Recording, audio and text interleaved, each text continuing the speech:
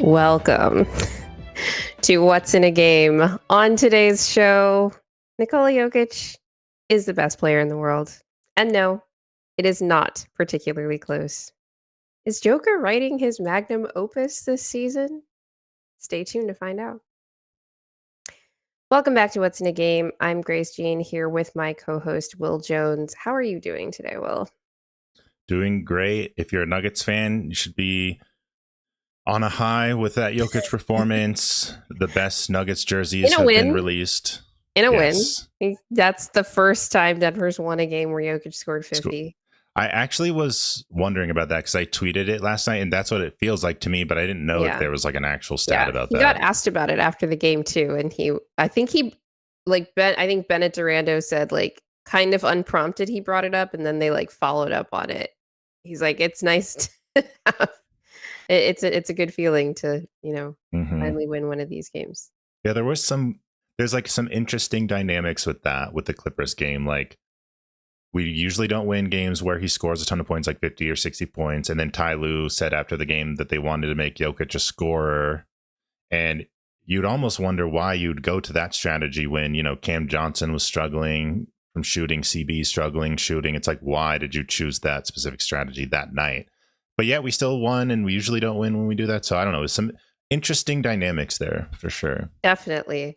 I will say that obviously that game against the Clippers sort of not derailed, but totally reshaped what the show was going to be about today. Like, I had all my notes, not all my notes, like a good portion of my notes ready to be like, I want to talk about like Cam and Tim's passing today. But obviously, Jokic has been on a tear all month. It wasn't just the Clippers game. I think he's averaging like 33 this month, might be 30 up to 36 now. In the last like 5 games in the month of November. He won Player of the Week last week. And we know that there's a huge point per game bias with Player of the Week and all these awards, basically. So it wasn't just last night. So I just kind of, had to reorient the show to be like, you know what? We need to not take this for granted because it's absurd. Couple of programming notes before we jump into the show so that we can, actually dive into the details here. Number one, just going to reiterate that we are basically doing the show on Thursdays. Unless there's a game Thursday, then we'll be doing it on Wednesday. So look out for the podcast Wednesday or Thursday on YouTube, and it drops on Spotify like the next day or, whenever we get that uploaded. Just depends on the Nuggets game schedule. I will be going on Serbian Corner this week on Sunday morning. I think it'll be 11 Mountain Time for you nice peoples in Colorado. We were going to do it a little bit later, but there's a figure skating competition, so Miroslav was obliged with my own schedule with that. Please do us a favor and hit the like and subscribe buttons. Really helps us out with the algorithm as we continue to try and grow this channel.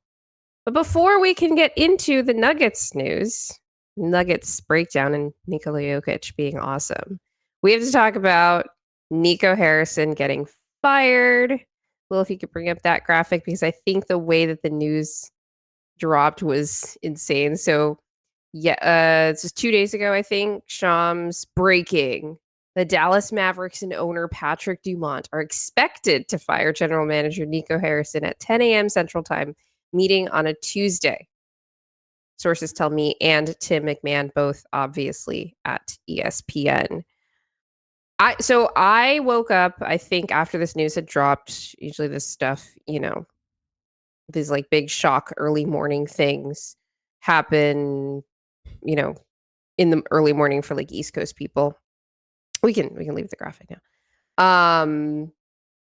So he had already been fired by the time I woke up, but this Shams bomb, sham wow, dropped 40 minutes before the scheduled meeting. So my question to you about this, before we get into the reasons that Nico was fired, besides obviously the big one, Did Nico Harrison show up to the office to be fired? Like, did he show up for this meeting in person? I would think he probably would. I don't know if it's just like a professional thing, or maybe he wanted to get some words in.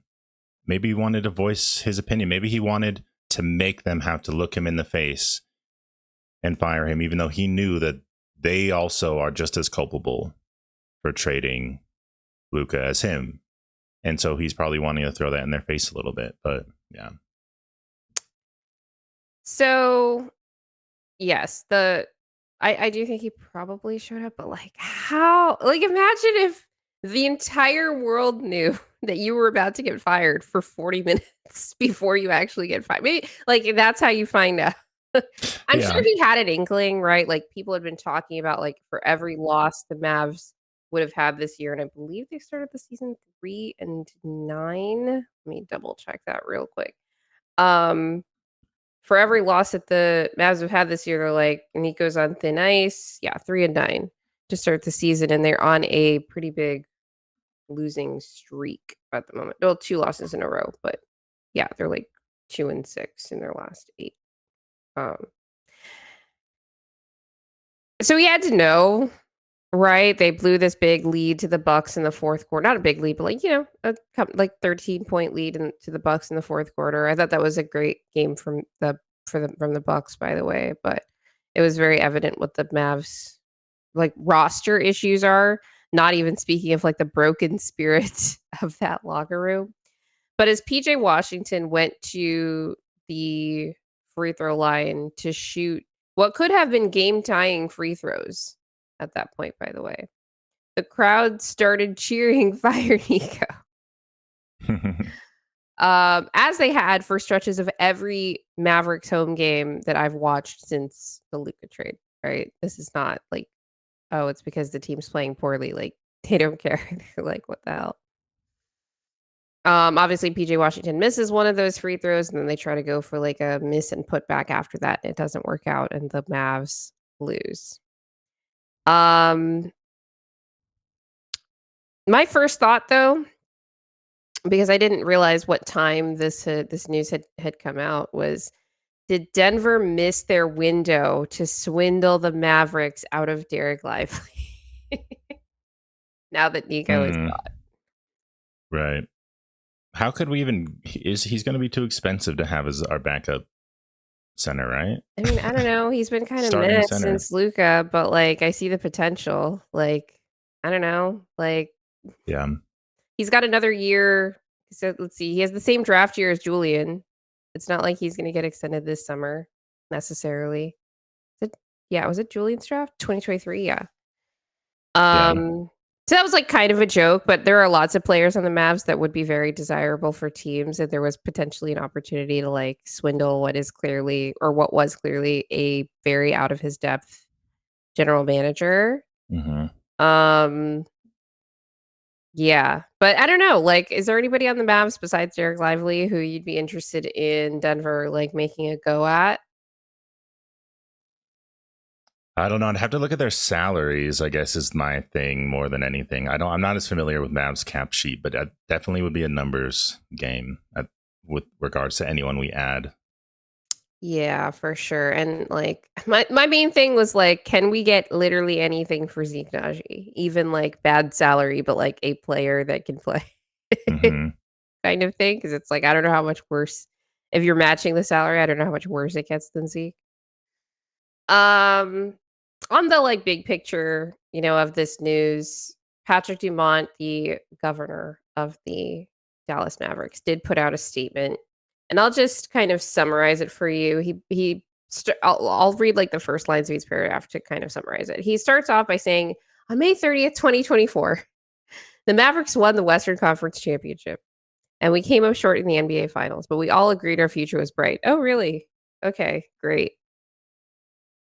Then the next line is no one associated with the Mavericks organization is happy with the start of what we all believe to be a promising season. So they just skipped over like a big, news item between their finals run with Luka and now the start to this season with no Luka on the team. But they all agreed their future was super bright after that finals run. And for some reason, the rationale that they put into that had nothing to do with the generational superstar that they had on their team.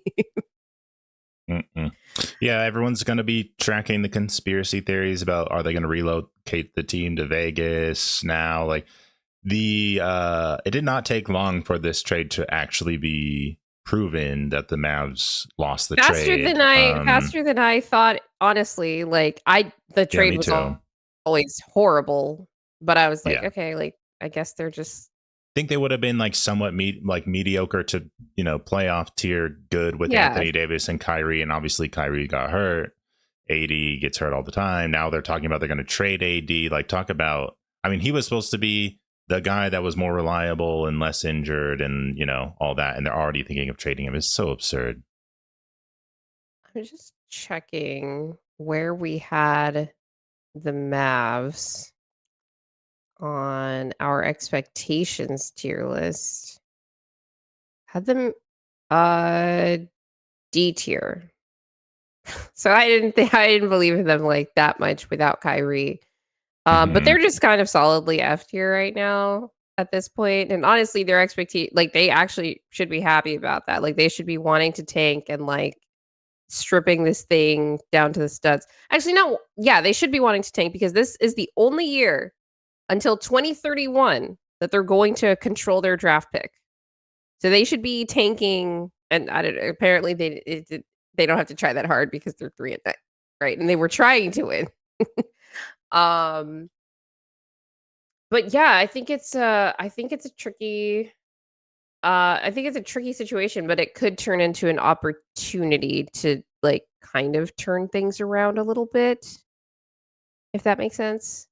But the reason I brought up that statement from the Mavs governor is that there's no acknowledgement of, what they did wrong, i.e., like trading Luka. And I didn't necessarily expect there to be, but I also didn't expect like as long a statement as this is, because after they talk about like not being happy about the start of the season, they're like, when results don't meet expectations, it's my responsibility to act. All right.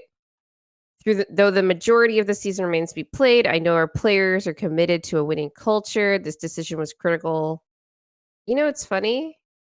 No, yeah, they did actually talk about the decision.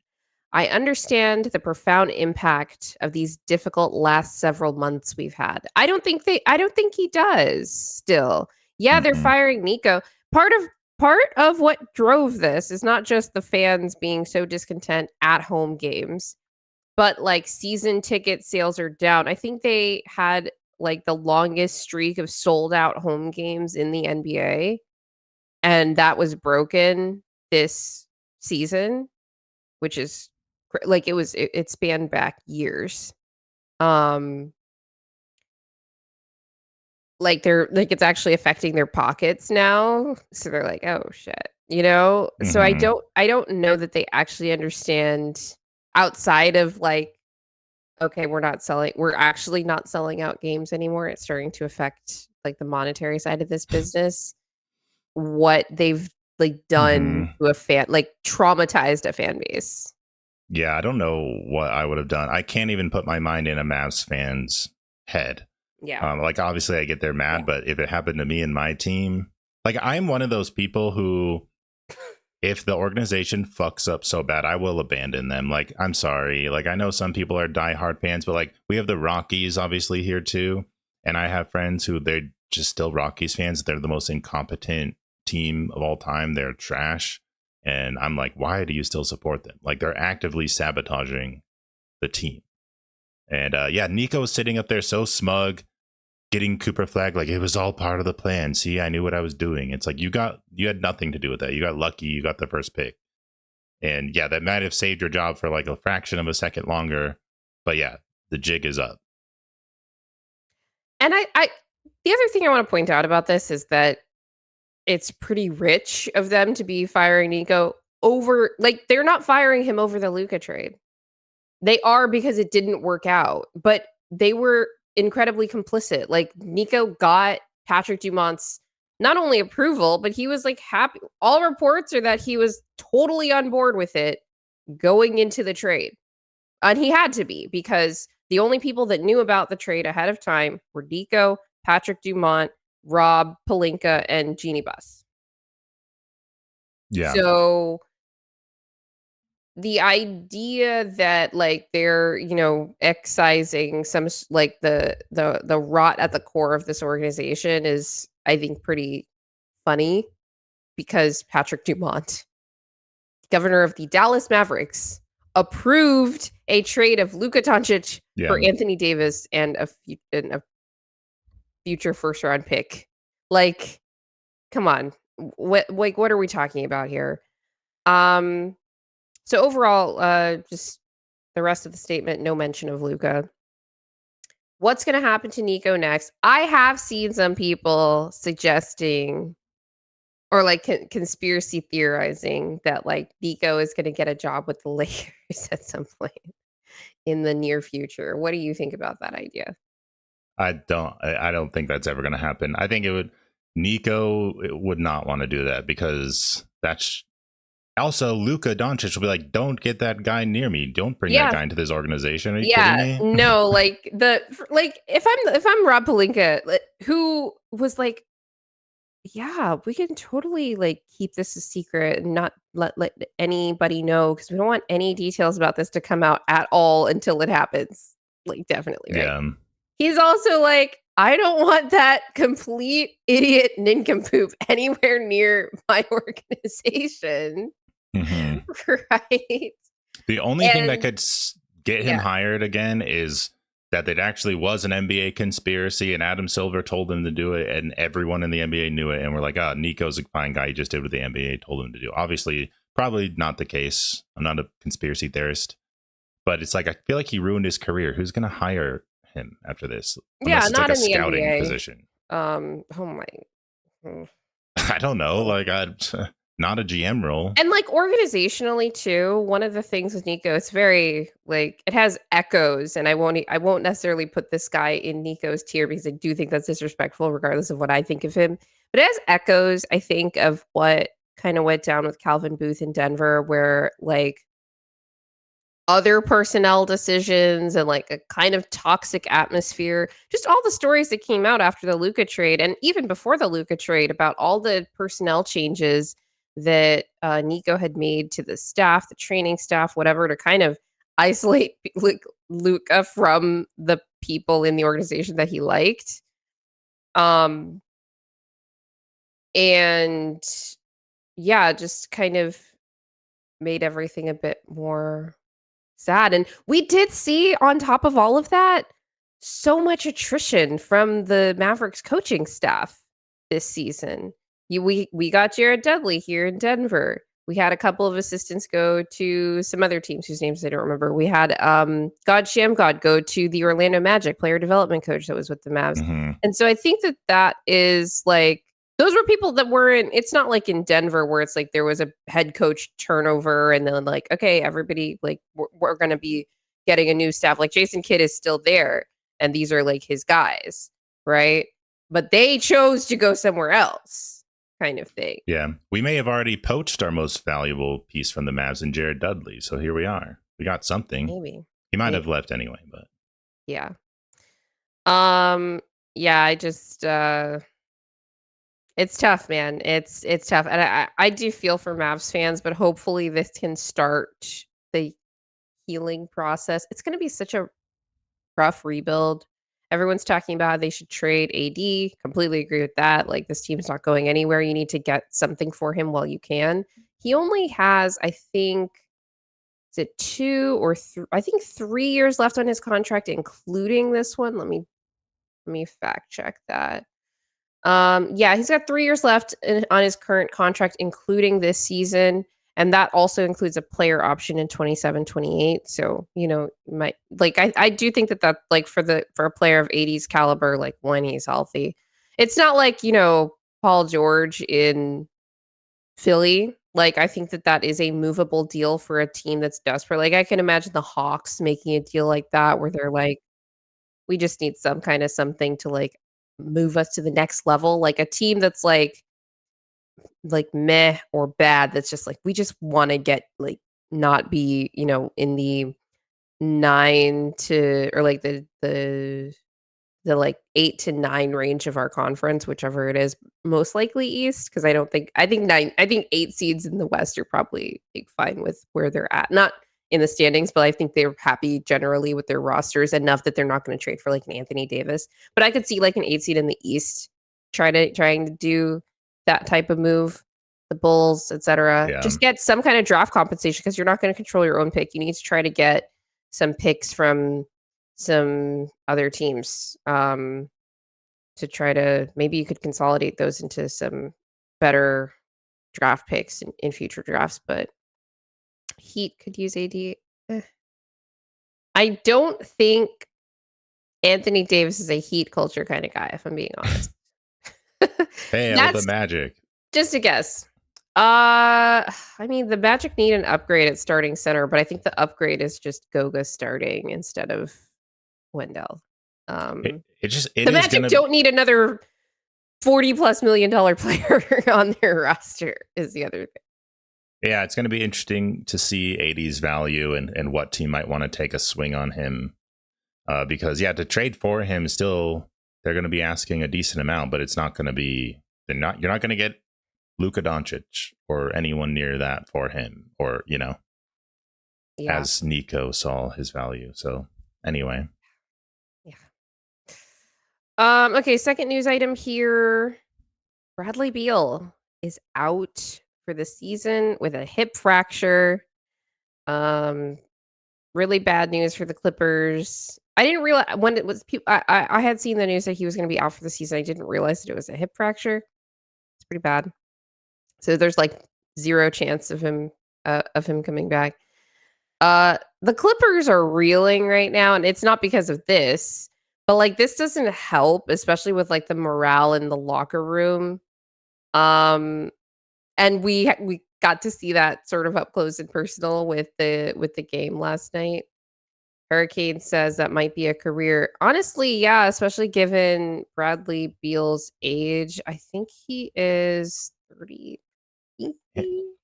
And he's just always injured, too. Like, I mean, it's just injury and then this. 32 years old. So, I mean, there's a chance. But he could come back and be a minimum guy. Yeah. Or something, I mean, he was a minimum guy. Yeah. Well, yeah. He just got bought out. And yeah. I think that's just tough. Honestly, he's made so much money in his career. It'd be really hard. He can come back. It'll be really hard to come back. I think, honestly, if he does come back, that'll say a lot about how much he likes being in the NBA. Yeah. Honestly, because I don't think that he's made all his money. He's made so much money. He's still making money for the next 5 years because of the wave and stretch by the Suns. So, I mean, if it were me, I'd be like, no way.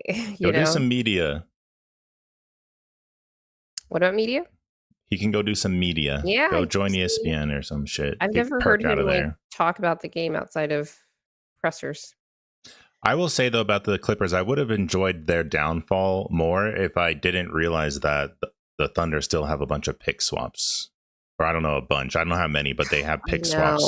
The Clippers need to get it together because they own the Clippers pick this season. Mm-hmm. They also own the Jazz's pick. And I'm like, Utah, come on, get it together. They're actually in the play-in right now. But they're going to be in the lottery still. And I'm like, if the West gets another team that is like should be 15th in lottery odds that makes it into like the top 3 somehow, I'm gonna lose my mind. Okay? Yeah, same. So I'm gonna have to root for them a little bit to not be like owns the 2 lottery picks. OKC has. They have 2 chances to get into the top 4 in like a loaded draft class. Honestly, even if they're like 14, 15, like they're gonna get another good player. That stupid Kawhi trade is still having major effects on the NBA. I can't stand it, but whatever. It wasn't a Kawhi trade, but it was the PG trade because Kawhi wanted it to happen. Yeah, that's what I don't know why I'm calling it the Kawhi. Just the trade for that the he audience demanded. for the audience, yeah. Mm-hmm.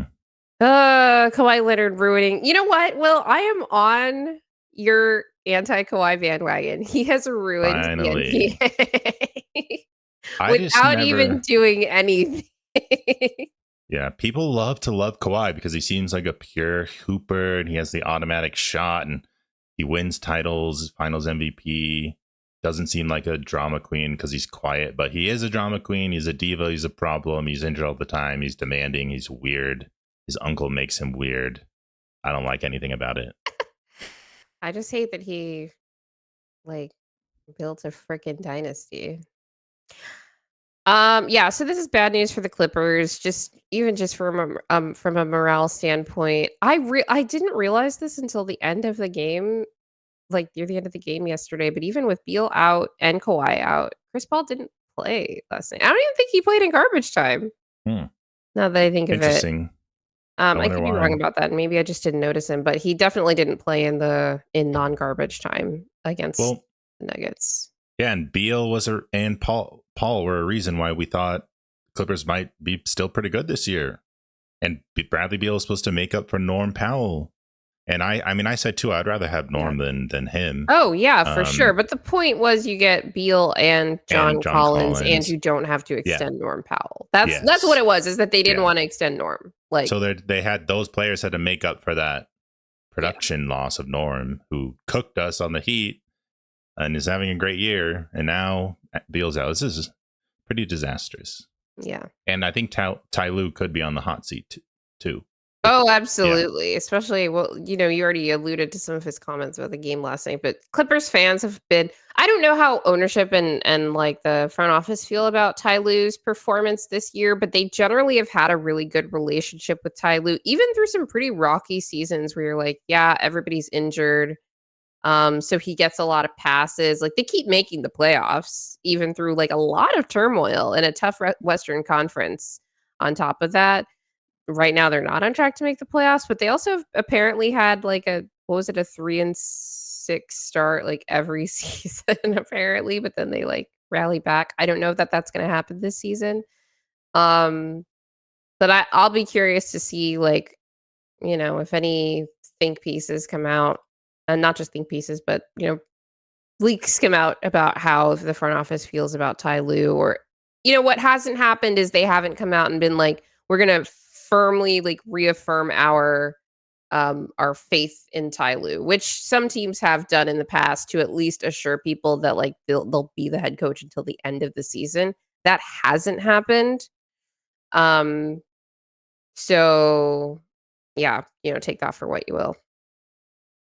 Vyacheslav said, who the heck is Jordan Miller? He was hooping last night on offense. Vyacheslav, real ones know that Jordan Miller has been a Nuggets killer since Summer League 2 years ago. So you got to get with it, man. He does this to us. We're going to talk about it a little bit. All right, let's get into the meat of today's show, which is the game summary. We're going to get to Jokic's masterclass. We're going to we're going to culminate this discussion in that. But we have a lot to talk about with Jokic, even in games before last night's. So, first game versus the Warriors. Well, first game since our last show was versus the Warriors. Denver takes home the W, 129-104. No Steph in this game. This was an NBA Cup game, actually. I didn't know how they were going to come out in this game because I believe this was like 2 games after like Jamal was not looking good. Because the previous game we talked about was the Heat game. I was like, I don't like his decision making. He's hesitating on threes. It was a very weird kind of thing with him. Didn't even know if he was going to play. He and Aaron have been like questionable / probable for every game since last week. With Jamal, it's the calf. With Aaron, it's like hamstring injury management, which I don't know if that's just a way that they're using to get Aaron rest sometimes. But yeah, no Steph in this game. And I was like, we better win this. And we did. Jimmy was kind of passive. I thought the Warriors overall were like pretty bad defensively in this game. We'll have there's a couple clips we'll talk about from this game, but I thought it was a lot of good offense from Denver for sure. But there's a reason I said, like, first week of the season, this team is going to crush bad defenses. And on that night, the Warriors were a bad defense. They are, generally speaking, a good defense, but I thought they were very lackadaisical, very spacey on defense with their assignments in this game. And then Denver just crushed them, honestly. You could see Draymond getting, frustrated, like guys missing stuff. And even Draymond had a couple lapses, but yeah. Yeah. And I think that was the first game in the Warriors' recent losing streak. They finally snapped that last night with a pretty impressive game versus the Spurs. I'm actually going to rewatch that after this show. But they, went on a pretty big losing streak, in part because Steph was, probably in large part, because Steph has been sick. They did lose one game right after Steph came back against the Thunder, but apparently he didn't look like himself, and it was against the Thunder, who have been crushing everybody ever since maybe like 5 games into the season. You were like, okay, like they still look really good, but not like all worlds necessarily. But they've been like, I feel like every for the last week, every time I check the scores, they're up 30 at half against whoever. So that's what happened against the Warriors with Steph back. And yeah, so I had a note in here that was like, do the Warriors actually just suck? And I think it really was just like they were missing Steph. And then like the game that Steph came back, he was still not 100%, and they were playing like the Thunder. So Right. I don't think that they're as good as they started the season, but I don't think they're as bad as they've been during the losing streak, which is maybe a cop-out answer.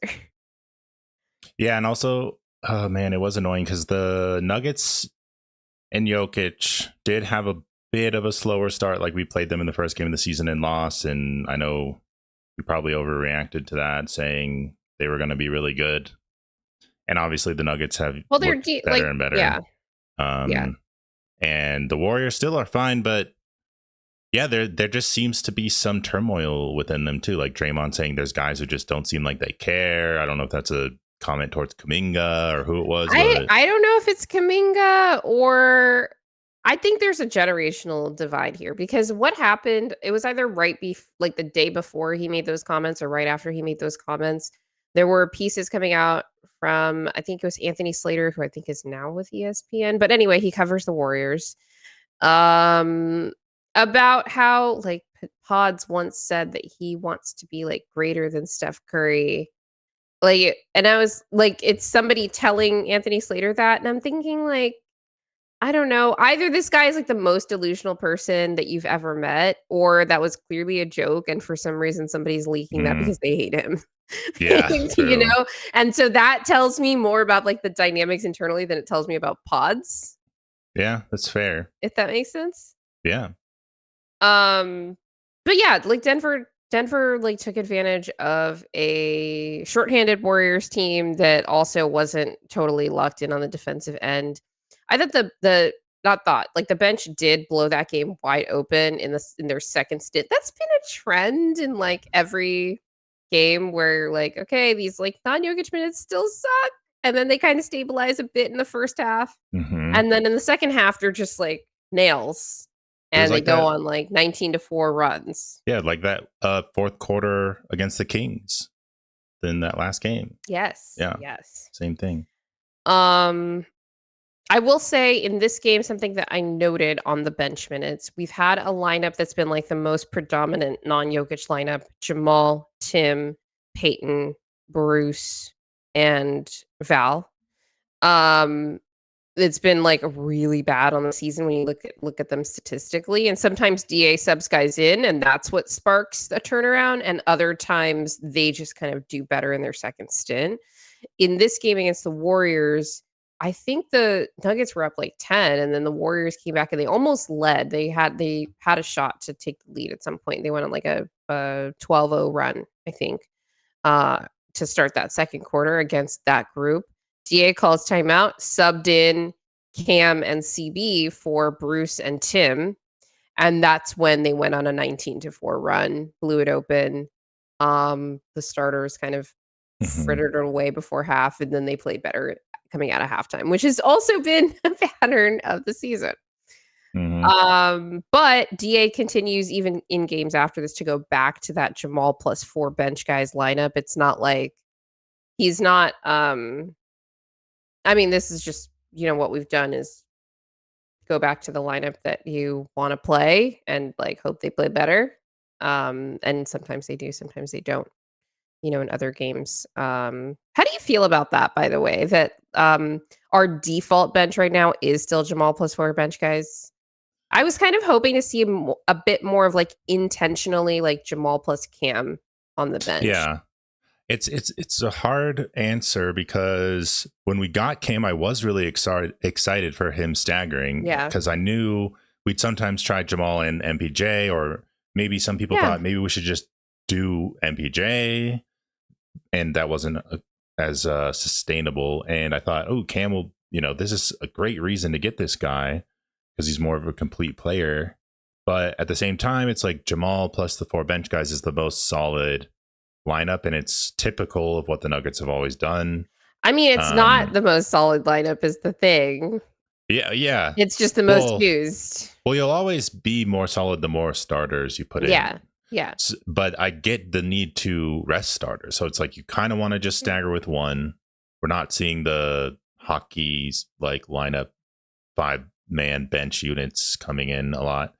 And Jamal is needed because of his point guard prowess with these lineups. And it's hard to find another initiator to plug in there. Well, I'm not saying replace Jamal. I'm just saying like sub out another guy for that spot. Yeah. Like maybe because of how early like Tim comes in, because he's the first one off the bench, you could play Cam in those minutes. And that's what DA did to try to turn this around in this particular stint, that's probably we're probably going to see more of that as the rotation tightens up like later in the season, but I would have wanted to see just like, okay, like what can we do with those looks early? I don't know. I don't. I think Cam specifically though, he doesn't play like a ton of minutes compared to the other starters, and I would be okay with just like just sub him out earlier, and sub him out for I guess Tim comes in for Jamal, sub him out for Peyton like a couple minutes earlier in that first quarter stint, and then stagger him with Jamal in the bench in that second quarter.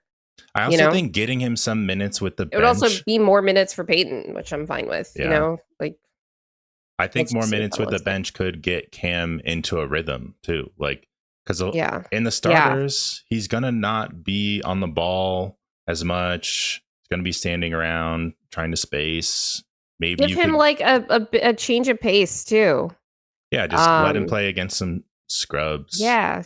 I don't know. No, I agree. I agree. Although I don't think that like his competition has been like Cam's that hard. It's just like I just want to see it. And we've gotten like small like bits of it. Like I think friend of the show, HP Basketball, Matt Moore, tweeted earlier that the Nuggets are actually plus 16 net with Cam on the floor without Jokic. So like those lineups have done well. Usually like it means like you also have Jamal. It's not like Cam is what's floating the bench, but he's done well, or like the team's done well with him out there in those minutes. I just want to see a little bit more of that. He might play more free. Yeah. Just without the pressure with the starters, but yeah. Okay, in this game, I just wanted to note that Jamal was like back to not hesitating on his 3-point shot. Like I thought that was great. You could bring up the bench versus zone possession here. Okay. Let me make sure this is the right one. Okay. All right. Just kind of inbound to Bruce there. Oh, this is this isn't Jamal not hesitating on threes, but it is the bench versus zone. And the reason I included this clip in here as a good zone possession, and it was a good like Jamal passing possession, but also like Warriors not really doing much, is Jamal made this exact same pass to Jokic slipping against the zone like 5 minutes before this one, where Draymond just kind of comes out and Jamal just like very easily alters the passing angle. We got free throws out of this one, but obviously like, free 2 points kind of thing. It's just nice to have guys that like know what to do against a zone. in the bench. Yeah. Like, I've just noted that sometimes they get tripped up a little bit by it when they like take a little bit too long against the zone. Especially, I thought we talked about this the last show with the Heat game. Like the Heat are really good at running zone. And I thought in the first stint the bench was really struggling to like get into their stuff in time, and it would like take them deep into the clock and kind of force, Jamal ISOs or whatever. Um, but generally speaking, there have been a lot of good zone offensive possessions with this bench. Hmm. Um, Yeah. yeah, But yeah, Jamal has been being blitzed a lot and he making some good passes out of it. But like even in the Kings game, he had some amazing passes out of traps to Valanciunas, who didn't convert that. But yeah, it's just another example there. yeah. Um, and then just another note on this game, Cam, I thought was a really good passer. So if you could go to the yoke slipping clip first. I think he had 4 assists in this game. Still not making shots. No. But yeah, just comes off pin down, yoke slips, and Cam immediately gets him the ball when is that Buddy? Let's see, just play. So Buddy Yeah, follows Buddy Jamal. Hield. Pods. Okay, there's a miscommunication Yeah. between Buddy and Pods, and then they're like, okay, Buddy, you got to go take Jokic, but he's late, and Yeah, I don't know Cam if he gets them the thought ball. us looked like he thought, or I don't know, Pods thought they were going to switch, and Buddy did not think that. Pod. Good. Cam keeping his head up and just sees like, oh, yoke open. Just Yeah. get him the ball. Just Easy lob it over pass. the top. He's gonna get it, And then there was another one, Draymond help. I really liked this one. In real time. I liked it even better on a replay. Just Oh my draws God. Draymond in help and dumps it off. I don't know why. Like this was let's see who's on. This is Pods again. Um kind of not being able to stay with Cam defensively. You don't go under there, so they're chasing Cam over. I think they probably should go under and like make Cam try to take Mm-hmm. above the break threes because he's not making those. Yeah. And But what does that's the Draymond difference between expect? a shooter's reputation and not. Like he's shooting like 17% from three right now, Yeah. and guys are still chasing him over screens. Yeah, I mean Draymond. I mean, Cam hit that pass as soon as Draymond stepped up on him. Maybe Draymond thought, Cam isn't competent enough yet. Maybe would have Or time would to shoot. close to him. Yeah. Yeah, or maybe would shoot. But obviously, that was an easy pass, Yeah. and was very under control. I don't know what it is, but I'm putting maybe too much stock into how in control Cam often looks in operating in pick and rolls like that and making pocket passes. I don't. So he did get injured in this last game against the Clippers. Right. He didn't return to the game after like mid second quarter with an arm strain. So I don't know if he's going to play in the Wolves game. I hope he's okay. Like it was pretty serious. Like he fouled, got off the floor, and went straight back to the locker room because it was that bad. But he'd been having a shoulder kind of problem. I know. I don't know if I it's the I same hope thing and it's it not got something that's going to aggravated. keep him out for too long, or like potentially needs surgery, or like whatever it is. I don't know. Oh my God. But here we are again. Let alone playing in the Wolves game. The reason I bring it up is because the game that Cam looked the worst in this entire season was the last Wolves game, and it wasn't just missing shots. Like his whole process was off. It was just like he doesn't look like he knows what's going on, you know. And so I would have liked to see him in that matchup again, just to see what that looks like. But we're probably not going to get that opportunity at this time. So I can't tell you, how this proceeds, or if it's just like I said, the Warriors I thought were pretty lackadaisical compared to their standard. The other game that Cam looked like his worst game, I think, was against the Wolves, and probably the second worst game was against the Warriors on opening night. In terms of like, you looking discombobulated. But the Warriors were not as like active defensively, I thought, in this game, and all of that too. So it's kind of like, okay, has Cam at least in process looked under control only against these kind of subpar defenses? I can't remember how he looked in the Blazers game, which like they're a good active defense. Right. And obviously he's looked abysmal as a scorer, like as a shooter, right? We know that. But process wise, I don't remember him standing out particularly negatively in the Blazers game.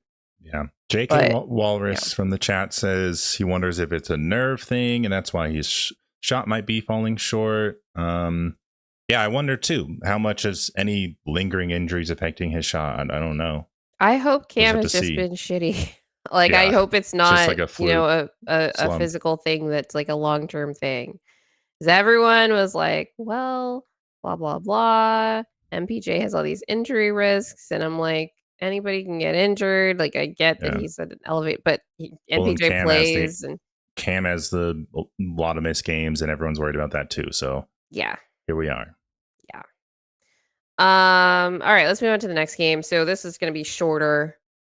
I was at a hockey game during this one. The Nuggets played the Pacers, second night of a back-to-back. They win 117-100, another double-digit win. We're on a double-digit win streak this season, which is very impressive for a team that felt like could never hold leads in the past. No Jamal or Aaron in this game, so I think they did use that injury designation, particularly for Aaron, to get him some rest. Jamal finally misses a game um, after, being questionable with a calf strain for like 3 or 4 games in a row at that point. The Pacers were just Pascal and friends. Like, I had Pascal Nembhard and friends in my notes, but Nembhard didn't look great, and I believe was his first game back from his Yeah. injury, right? Mm-hmm. Um, with Jamal out, Jalen Pickett filled in. The team was a -17 in his minutes, and when I saw that, I was like, "Oh god, this is gonna be ugly." But when I rewatched, I didn't actually think that he played poorly outside of a few sequences in the second half, but he was playing definitely conservatively, and I thought in this game, we're down 2 starters, Denver needed a spark, and so I think Tim was just better in that spot, and that's why he ended up, playing Mm-hmm. more in that second half. 17 points off the bench, also brought in 4 assists there. I thought Peyton did an excellent job defensively in this game. He was on Siakam for the bulk of it, and I thought, he just did a really good job on Pascal Siakam. We don't always do that. Like, I think AG is a good defender, but there are certain guys that are just, like, random big wings that you're like, "AG should be able to defend this guy," that just, like, always kick him for some reason. Guys like, um Julius Randle, Pascal Siakam, Jeremy Grant just, like, always does well against CJ. It's really annoying, Yeah. actually. That you're just like, "This guy isn't this good." I'm annoyed. Well, and Aaron Gordon was the Jeremy Grant replacement, so Yeah, it's funny. exactly, Yeah. exactly. So I just had a couple clips in here with Peyton's defense on Pascal. If you could bring up the Siakam turnaround. So that Peyton just does a good job here of keeping Pascal in front. And to be fair, or like mitigate the excitement about this, what I liked was keeping Pascal away from the rim, but I think Pascal also hunts this midi a lot. So he kind of bails out the defense a fair bit if you can stay in front of him. And then Peyton's just able to affect the shot with his length. Pascal has been pretty efficient on this shot this season, actually. But missed this one tonight. That's a good, archetype for Peyton, I think, to guard. Like Siakam's amazing, obviously, but Yeah. that's where Pwat can really help us. He's like very perimeter oriented wings that aren't gonna like they can power through, but they don't kind of thing. And then the Siakam hook shot, I thought. Mm-hmm. Um Yeah. I forget if Peyton blocks this one. So Siakam gets in a little bit closer, but then Peyton doesn't let him like fully into the paint. And so Siakam would have to have like closer to Jokic or like one of these like really good floater shooting bigs type touch to have been able to, swished in from this distance. Does a good job contesting without fouling. I just thought that was really good. Siakam can be pretty good at drawing fouls as well. So I just wanted to point that out. That was just 2 shots. Peyton was on him, like I said, the majority of the game, and I think he finished like 5 of 16 from the Mm-hmm. field. So that we did a pretty good job on him. And I thought it would be because, like, going back to the film, like, oh, we must have like crowded him a lot because there was nobody else like playing for the Pacers. They've got so many guys injured right now on top of Tyrese Halliburton. But no, it was a lot of one-on-one. A lot of one-on-one. I thought we did a good job on him. In the second half, or like after the game started to get like blown wide open, there was a lot of Spencer Jones, I think, on Siakam as well, and I thought he did an admirable job in those instances too. Anything else about the Pacers game? Did you watch that one live? No, I didn't catch that one live. Yeah. Saturday nights. We have Saturday lives nights, now. a tough one. Well, Will's always had live. He's like a big Saturday night guy. Friday and Saturday nights, like impossible for me to watch basketball. So yeah. So you're never gonna watch an NBA Cup game again. Oh, that they always on Fridays? They're all on Fridays now. So they moved the Cup back, and then all the games are on Fridays on Amazon now instead of like, was it Tuesdays and Fridays before? Yeah, I think it was. Yeah. Damn. I I will say though, just before we get to the Kings, that Warriors game, the first NBA Cup game at home for us it was just like a celebration of a game. It was like a display in front of the fans and people just having a fun time. It was so cool. But yeah. All right, Kings. Yeah, let's move on to the Kings. So this was the first night of this last back-to-back here. Nuggets take the win, 122-108, another double-digit win. I was nervous there toward the end. Because I think we had the garbage time guys in, no? Or was Jokic into the final buzzer? I forget. I think we had some garbage time, like a couple minutes of garbage time. It was close. Don't let this get to single digits. I want to keep that streak going. Well, it almost seemed like Jokic wasn't even going to come back in the fourth quarter. Yeah. We were up like 16 or something. We're going to talk about that. It was some interesting decisions by David Adelman. So Kings are still without Keegan Murray. I forget what it is, like a thumb, like is a sprain or some kind of ligament or tendon. I don't know how long he's supposed to be out, but the Kings are in desperate need of like somebody big. Like somebody bigger than 6'5" besides Sabonis, because they like don't have one. I thought this was a weird game from Jamal, but I think it came out overall positive because he was again not hesitating on his 3-point shots. He took 9, made 5. And then Jokic, this is like the beginning of Jokic's like god tier 2-game stretch. He was amazing in the last 2 games too, but like nothing that by Jokic's standard is like remarkable enough to bring up on this show, especially relative to what we're about to talk about here. But yeah, let's start talking about some of Jokic's scoring this season because he was just incredible in this Kings game. 16 of 19 from the field.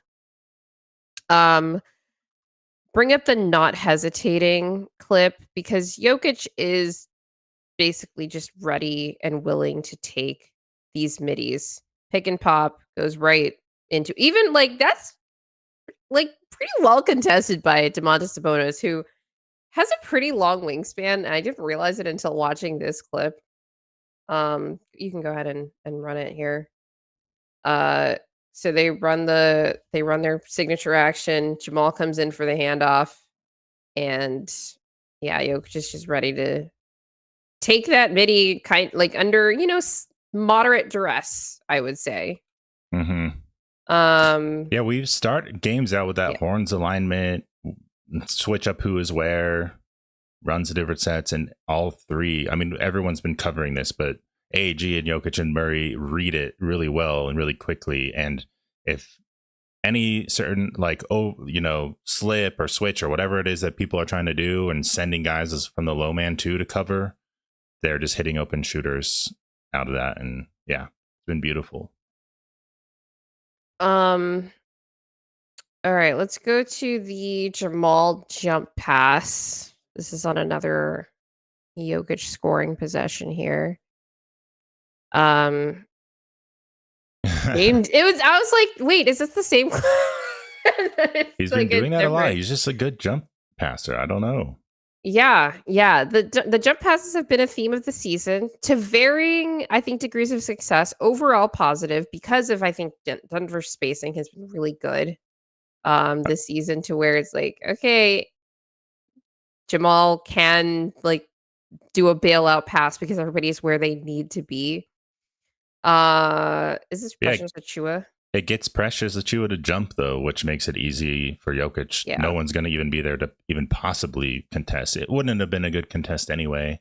Yeah. Most likely, but yeah, just I mean, completely it was more about at that point not even getting Jokic in a good position. It was like get Jokic the ball because he will score over Precious Achua in the middle of the yeah, paint, you know? no matter what. Yeah. Um, oh, right. So on the theme of jump passing, just to digress a little bit, it has been a theme of the season for Jamal. If you could bring up the Jonas 3, this was actually from the Warriors game, but I put it here because I just wanted to show off like look at the spin that Jamal gets on the ball on this pass. It's almost like he took a shot. Yeah, the fact because he was kind of, I think, looking for. I don't know if he planned it because he saw two coming to him, but it almost looks like he Yeah, it looks looks like like he's he going to shoot planned it it because he's look at when he turns his head. Like almost right he away. could have shot that. Yeah, but yeah, it was beautiful. I mean, of course, you're going to leave Valanciunas open for a three. Yeah. He's not shooting like terribly well from 3. He made 2 in that game, but it's mostly been his 3-point shots kind of wonky looking, you know? Yeah, he's got a wonky looking shot, but he made 2 in that game. That was so fun. All right. So the thing that I'm doing with this here is kind of using Jokic's scoring as a way to highlight the playmaking of the other players because they're just like really good at getting Jokic the ball this season, which is I think pretty like an underrated storyline of the season because something that we lost when you just let Russ go for nothing is the guy who was like the best at getting Jokic the ball in very easy spots, you know? Spots for him to take shots, that is. So if you if you could go to the Cam pocket pass, um, Cam running pick and roll, nice pocket pass from Precious, and he's clearly this entire play trying to get Jokic the ball. I feel like that's obvious. Yeah, he even picks up. Well, he picks up at a good time to where he'd have like that's where he needs to make the pass. But He maybe a picks little up bit in a earlier than way that normal. looks like he's gonna rip through, which I think is why Precious, like, shades towards him a little bit more there, and it opens up the pocket. If you Yeah. see picks up looks like it's gonna be just like a rip through drive, but then he kind of Hmm. swings it to Jokic instead of, like, a bounce pass or, you know? Yeah, that's what's notable about it is foregoes the bounce pass, get the Yeah. little shuttle pass. He's But had a yeah, lot he's had more, like, varied, I think, passing types than I expected, even expecting a little bit more on-ball ability than, we had from MPJ last year, um, which is, good because he's not making anything. yeah, Like, the ball's not going in the basket for him, so these other areas being good, I think is like, hmm okay, we got a silver lining. Now we just need him to stay healthy. So I hope this arm strain is not anything I too know. serious. But in that Kings game, though, just on Cam before we go to Mhm. other, well, I guess we have more Cam clips later, but I thought that he had a lot of sound details in that game. Oh, What were you thought? I thought you were gonna say defense. Well, that was I part don't of have a it. clip for that, but I thought, yeah, I thought you were gonna point out like his defense was, I thought, really good in that game. Like him just like top blocking guys who can't even go into actions. He was just like in front of them, not letting anyone come over the wing to get the ball or to get a screen, and good on ball defense 1-on-1 and forcing the ball to, not as an ideal of a shot. And then going at leaking out in transition, he had that dunk. Just like smart plays, and he's had good defensive numbers. And I was even surprised by some of that, just to see that the stats were backing him up. And I don't know, like defensive stats are weird. And I was like, what is it that Cam is doing that's actually explaining this number specifically? Actually But recovering quite well, even like around screens. On top of finally, compared to the first couple games of the season, I think doing a better job of just staying in front of his guy, even on, like one on one. mhm, And I think that stood out a lot in this game where it's not like there were a lot of guys like going at him and taking a shot. Like I don't know what the defended field goal percentage numbers or anything like that will say, but there were a lot of times that a King was trying to drive and they couldn't get past him, and then like called for a screen or like swung the ball to somebody else to try. Yeah. Kind of situation. He was really, I thought, doing a good job of just staying in front of his guy, which stood out in this game because I thought this was not a great defensive game from the Nuggets overall Hmm. against the Yeah. Kings. Like Yeah, it was once like a very again, offensive game. Yeah. yeah, very. Okay, but back to Jokic here. Let's go to this triple threat drive. So this is a position that we have gotten Jokic in a lot this season. Just right here, kind of little above the elbow. And everybody's moving around. Tim cuts in, and Jokic just decides to drive because that lane has been created for him, and he's got Drew Eubanks on him. Hmm. And this is a running theme that's going to come up a lot when we get to the Clippers game. Is like he's facing up a lot more this season. And I think especially after last night, a lot of people have pointed that out. Daniel Lynch said, "I think the wrist is feeling better." You for now, yeah. Like Jokic, I think is shooting like 75% on floater. Yeah. Or from floater range, like paint non-restricted area. It is hard to describe what Insane. he's doing in the paint and the shot making, the efficiency. I mean, I'm sure people watching right now and listening have watched the other Nugget shows of going over the numbers like 70% or whatever crazy it is, and 64% true shooting or whatever out of the post. And yeah, it's kind of funny because with Matt Brooks, we talked about how, they're operating a lot of with Jokic on the elbow, but the numbers of Jokic out of the post is crazy. Like it's like 131 offensive rating. You're going to score 62% of the time getting Jokic the ball in the post. It's just been like automatic on a level we haven't seen even for Jokic. So Yeah. Yeah. But I'm very heartened, I guess, to see the face-up game be as fluid as it is, because it was not always this fluid last season. Or like intentional. It very much felt like something he didn't want to do. Um, but we've seen a lot more, not just in the way of like, sizing up the guy in front of him to take a midi, but also these drives, which we'll see a lot more of when we get to the Clippers game clips. All right, let's go to the Cam empty side pick and roll. So this is just more pick and roll with Cam, and this is like kind of it was off a handoff. So like the numbers say that this offense doesn't run a lot of pick and roll, and like that's true, but it's just a bunch of pick and roll off of handoffs, basically. yeah. And then another good pass, and Yes, this is like the Kings aren't playing like amazing defense here, but it's just like, yeah, make the easy pass, get the ball to Jokic. Like this is not something that was happening with consistency last season outside of Jamal. Sabonis is, in my opinion, like not in a great position. Why is he so meticulously following this Cam drive? What does he think's going to happen? But yeah, is that Keon on Cam? By the way, like you got to trust Keon to like get back in front of his guy, or like dare Cam to make a contested layup. He hasn't been making those either. Yeah, just slide over to Jokic. But yeah, I mean that was still heads up play. Like as soon as it's open, you got to deliver, and Cam has been delivering consistently to Jokic in the paint, I feel like. So we don't have to go over this clip, but Jokic had this like put back floater. He just gets the offensive rebound and takes a floater from like 6 feet out instead of trying to go up for a layup. He's just not missing those shots, and that just gives you such an advantage, because oftentimes when a team gets an offensive rebound, like they'll either try to kick out and then maybe their position has to reset, or they try to go up for the layup, and that's like not the easiest thing for the defense to stop, but it's more predictable. Whereas like if a guy gets the offensive rebound and they're like 6 feet out from the basket and they can just make that floater with like 70-80% efficiency, then like I don't know what you are supposed to do, Yeah.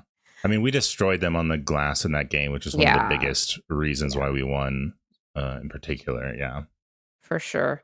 So I'm looking it up now, and Jokic in the paint non-restricted area is shooting 70.3% on the season. Yeah. Jonas is actually shooting 50, almost 58% in the paint non-restricted area. Mm-hmm. So that's nice to have. Who can just guys that just don't miss their hook shots. Let me see how many. Jokic's taking almost 6 a game from the paint non-restricted area. Wow. Yeah, yeah. But it's Jamal, money. 53% on that shot, by the way, which is like Jalen Brunson level almost. Like average Jalen Brunson season, not like last year when he was like 60% from floater range. Dang. Our offense is Um, insane. yeah. Yeah. It it is. It is indeed insane. Okay, so we have another face-up drive here from Jokic. So he's just this is one-on-one. Eubanks gets him to bite on the pump fake, and then this could have been an and one, but it wasn't. He just totally clowns him on this one, and it's just like yeah, you're gonna put this guy on me, like I'm gonna do like whatever I Mm-hmm. want. With how much time is left on the clock on this possession? Can you 6 see? seconds on the shot 6 clock. seconds. Yeah, Yeah. that's Yeah, Eubanks did not have a great defensive game against Jokic, but I mean, who does really? yeah. But yeah, this Kings team, Jokic should be able to score all the time. I felt like when the game is close like this, we needed to get an aggressive Jokic in the post. And this is right when it was happening, when we were just like feeding him relentlessly. And it's just, pump step or jab step and then pump fake, and then just goes right to the drive and through contact finish, just easy for Jokic. But just the little details Jokic just has in his bag down in the post to operate and get space with whatever move that he wants. You know Just the so crazy thing impressive. about that possession too is Zach LaVine was playing so far off of Christian Brown. I felt like Christian could have just cut into the paint and got like a cutting dunk there. Like the Kings are so bad defensively. It's Yeah. uh yeah, it's a problem. All right, I love this possession, the face cut, because Jokic does like 4 different things here. Comes in for an inverted pick and roll with Tim. Um, if you could rewind it. Comes in for an inverted pick and roll with Tim. The Kings play it pretty well. Like Precious does a good job of staying with Jokic on this screen. Um, and then Jokic is like, okay, let me try a give and go with Aaron. But Precious is like still sticking with him. Okay. So kind of becomes a face cut, but then that turns into like a deep post seal and then just makes a baby hook. And it's just Yeah. like, You okay. do. That's what sucks about it. Guarding, if you have to guard this, is you can do as well as you can, getting yourself between the defender of the action, but then you're out of position if Jokic wants to do this and just, face cut like you said and deep seal him. It's too big. Obviously, Westbrook didn't deter that pass at all. It was easy for AG, but when Jokic has that, you got to get him the ball immediately. One thing I thought the Kings could have done on that possession, if you could just rewind it bring that one up real quick. Mm-hmm. Drew Eubanks is on Christian Brown in this possession and is initially playing like so far off of him, he's about to get a defensive 3 seconds. Like he's just not even looking at him. For some reason, when Aaron gets the ball, he comes back up, and I wasn't sure if he was just like, I don't want him to be able to drive easily on Russ. But to me, I probably would have just. I mean, you can't just leave Eubanks in the paint because of the defensive 3 seconds, but you could tap in or tap out and then tap back in.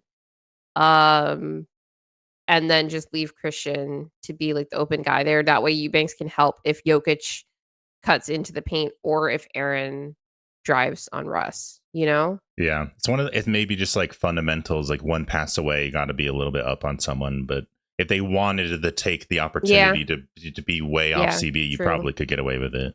Might be that. That's something to pay more attention to. Like when Christian is one pass away from the ball, does he get ignored less than when he's more passes away?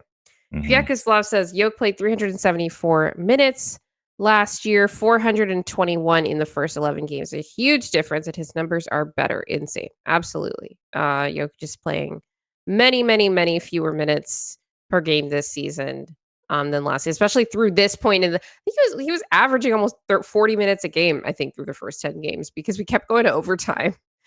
with like the Nets. Oh yeah, a bunch And of overtime didn't games. we had one with Toronto and one with the Nets in the Yeah, first like 5 games. Yeah, I don't know if it was actually back to back, but the games were back to back, I think. Yeah. I Yeah. think the Toronto was like the first night of a back to back. Mm-hmm. Actually it might have been back to back because I think we had one Toronto to Brooklyn on a road trip. I could be wrong. Anyway, that was a great offensive possession from Jokic. And then the dagger 3 here out of inverted pick and roll. This is a pretty like basic one, but he takes a pull-up 3. Yeah, basic Mm-hmm. but it's crazy because it's like your starting center running inverted pick and roll and taking a pull-up 3. But I wanted to shout out Jamal's screening here.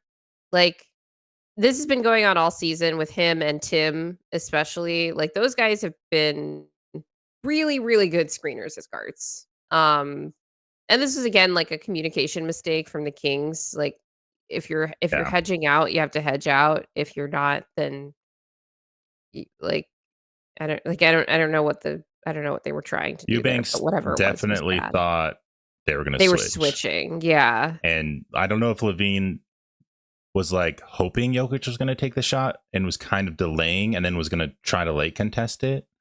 But even if that was the case, and I give him the benefit of the doubt, don't play games with Jokic. Like, come on. I know his 3 hadn't been like super good to start the season, but it's cooking now. By the way, Jokic is shooting now 41% on 4 above the break 3-point attempts per game, 50% from the corners. Not that many. He's not taking that many from the corners, but it's like 0.1 Yeah. per game. But yeah, he's shooting over Obviously. 40% from 3 again after And it a was, disastrous, first couple of games.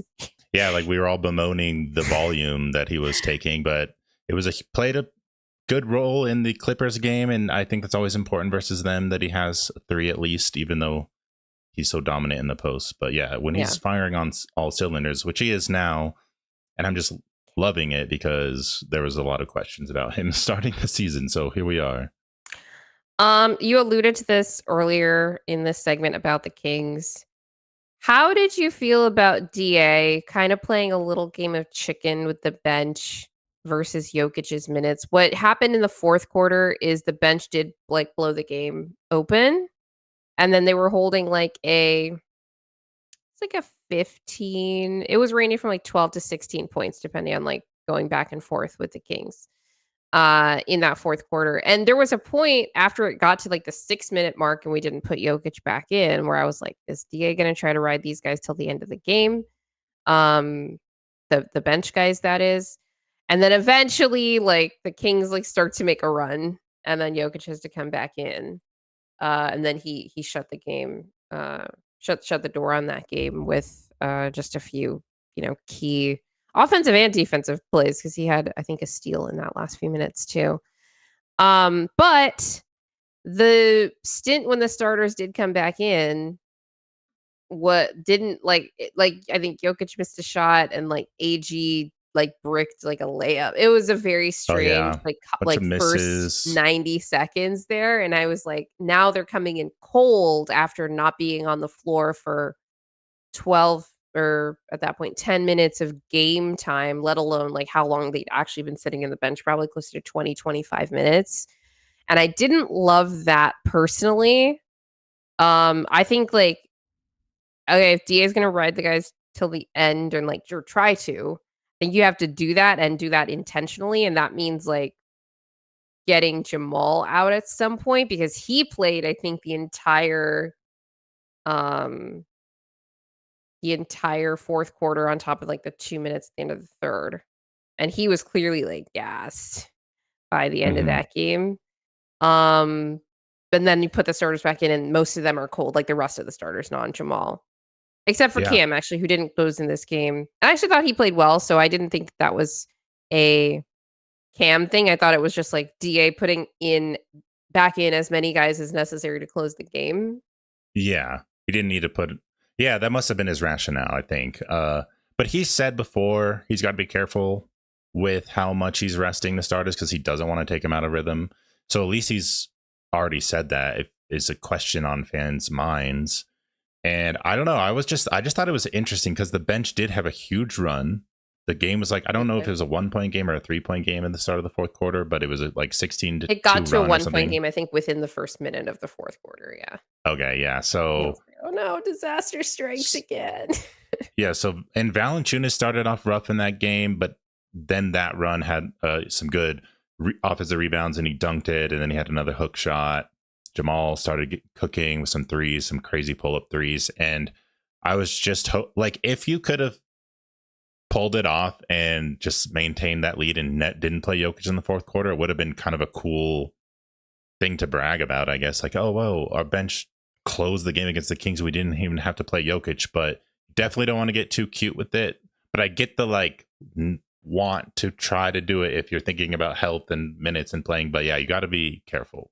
Yeah, that felt like DA was trying to do it and then it didn't work and then had to put them back in. I think I'd like to be just a little bit more intentional about the starters' minutes. I just don't trust the bench with a 15-point lead with like 6 minutes left in the game, you know? So I think at that point, because I think Yoke didn't come in until like the 5-minute mark. Or thereabouts. And usually, like, you know, under Malone, he would be coming in at the latest, like the 7-minute mark, you know? Um, and that's like, okay, Yoke's playing too many minutes. I get that. That's fine.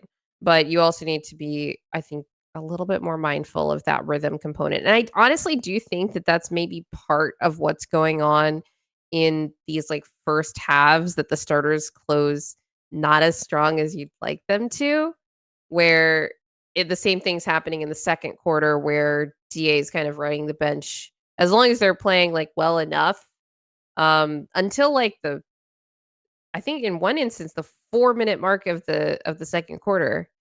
Um and then the starters come back in and they're like very cold and kind of frittering away good leads kind of thing. So not perfect, like, I understand, like, what the intention is, obviously, like, no rotation's perfect unless you're friggin' Mark Daigneault, and for some reason, every lineup's fucking plus 20 net. But it's just like, okay, there's some, like, growing pains to changing, you know, a rotational philosophy.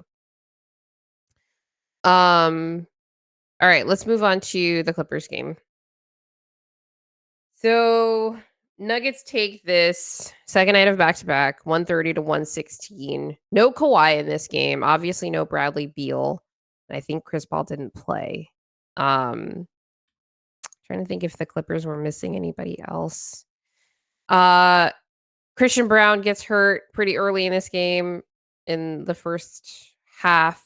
Hurts his ankle. I think Harden like steps on his foot and it like went the wrong way or whatever. He tried to come back in the game and play, but he like could barely move, so they took him out. Cam Johnson also hurt himself, as we alluded to earlier. Arm strain. He was questionable to return in the second half. I was like, he's not coming back in the second half as quickly as he dashed off to that locker room when he went out.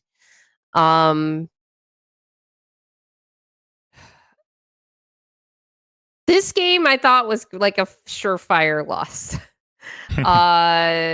Especially after seeing how like it's not that the team was sluggish necessarily, but they were not sharp in the first half. And that combined with the way that the Clippers were playing in the first half, which was our season is on the line. And then Jokic kind of doing everything just to keep Denver in the game because he had 25 points in the first quarter, 33 points at halftime. At halftime, the Nuggets, they were down for, I think, the I forget if they eventually led at the end of the first quarter against the Heat. If they did, then this was the first quarter that they haven't led. And it was definitely the first halftime that they haven't led all season. And I was like, it's okay, man. Like the team just doesn't have it tonight. I'm not mad at this loss. Back to back against desperate team that like hasn't been good this season, but everybody thinks they should be good. And then they end up like blowing them out in the second half. Like what did you think of it, like going back and seeing just kind of the general like rhythm Yeah. of this game?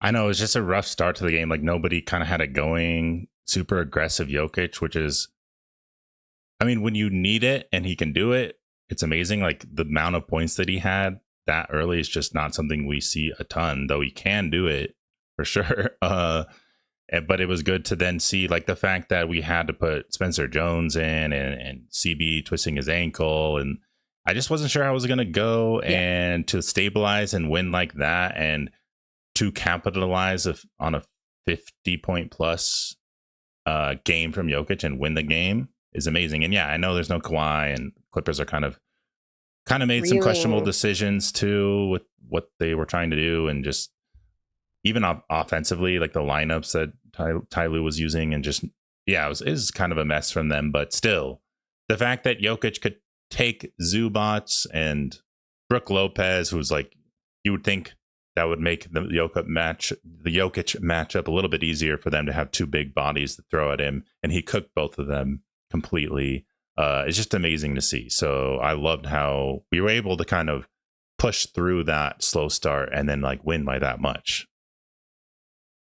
Yeah, absolutely. I will say though, and Matt Moore has kind of made this point a couple of times over the last year when talking about teams that go on these really long winning streaks. I think most recently what was going on with the Cavs last season. Once a winning streak starts to become, and this is what he said, so I'm going to talk about whether, like, to what degree I actually agree with this.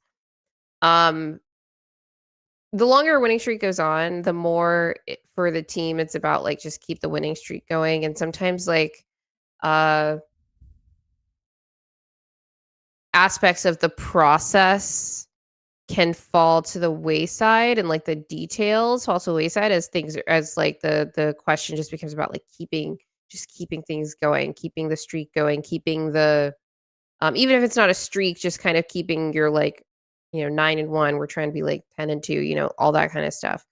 And he talked about it in regard to the Cavs last year, and also compared it to what the Nuggets went through after the All-Star break in 23-24. So the post title year, where for them it wasn't about like losing detail stuff. It was like they burned out. There's multiple, according to him, consequences of like trying to like burn the Jets to like just keep a streak going.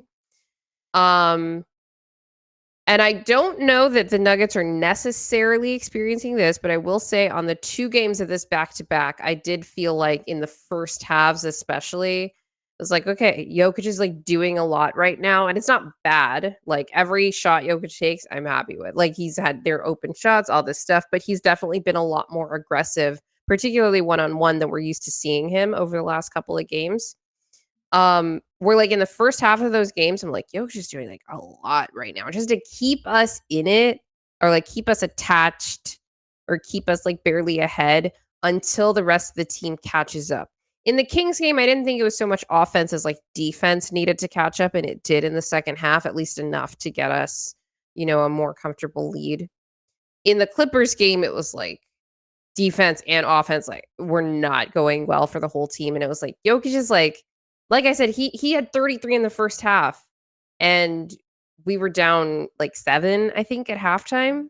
Mm-hmm. So it was going according to their plan up until that point. Yeah, in terms of like the Clippers, I thought that had more to do with the defense, because we did get some offensive spark off the bench, but like Jamal wasn't playing well, and obviously like 2 starters go down, and that's a whole that's a different thing. But it's 2 games in a row now where it's like, okay, Jokic is doing a lot just to keep us in these games until other guys kind of like figure out what's going on with you, so that we can like play good basketball and win this game. And I don't want to see that trend continue. I'd like to see them continue to be like good in first halves. Being better in second halves is better, because it usually means you're going to win. Closing out. Yeah. We have been having this like third quarter, like this Warriors third quarter where they really lock in after halftime, and it usually comes after like we didn't close that half the best way. Even this game against the Clippers, where the bench blows a lead, Jokic comes in and kind of stabilizes it a bit, and then like 3 or 4 times in the last 4 minutes of the half, we get it to within 4, and then like the Clippers push the lead back out again because we like miss a shot, or we have a bad offensive possession, or we turn the ball over, or we have a bad defensive possession. So it was not a strong close. Like we could have ended the half up with all the opportunities that we got, or even like within a possession. Um, but then they come out after halftime like we can play a lot better than that, and then they do, and then it's just like okay, it's over, kind of thing. The game was still close toward the end of the third quarter in this game, though. I will say, like within maybe I'm thinking of like mid third quarter because there were points throughout the third quarter where I was thinking like we're not playing like amazing right now, and then we're up 10. This was like with Jokic on the floor, so I might be thinking of another game, but I thought it had more to do with like the Clippers. They were playing for like fighting for their lives in the first half, and then like gave up in the second half of this game. As we'll see in some of the clips that we go over here. Yeah, Jamal had some better defense in the second half. At that third quarter, especially had a few steals. I did not think he was good in the first. I don't think anybody was good defensively in the first half of this game, to be honest. And then the Clippers were just abysmal defensively in the second half. So we win, you know. All right, let's talk about Jokic's masterclass because this is what this show is all about. Okay. Jokic had 55 points on 23 shots. Absurd. And according to Ty Lue, like you said, their goal in this game was to make Jokic a scorer. And Ty Lue said, quote, after the game, I didn't think he'd score 55. Why would you not think that, Ty Lue? Like, do you not know who Jokic is? So first observation that okay, I'm seated and like my eyes are open for this game in terms of like a bigger implication is that Jokic's three ball is back.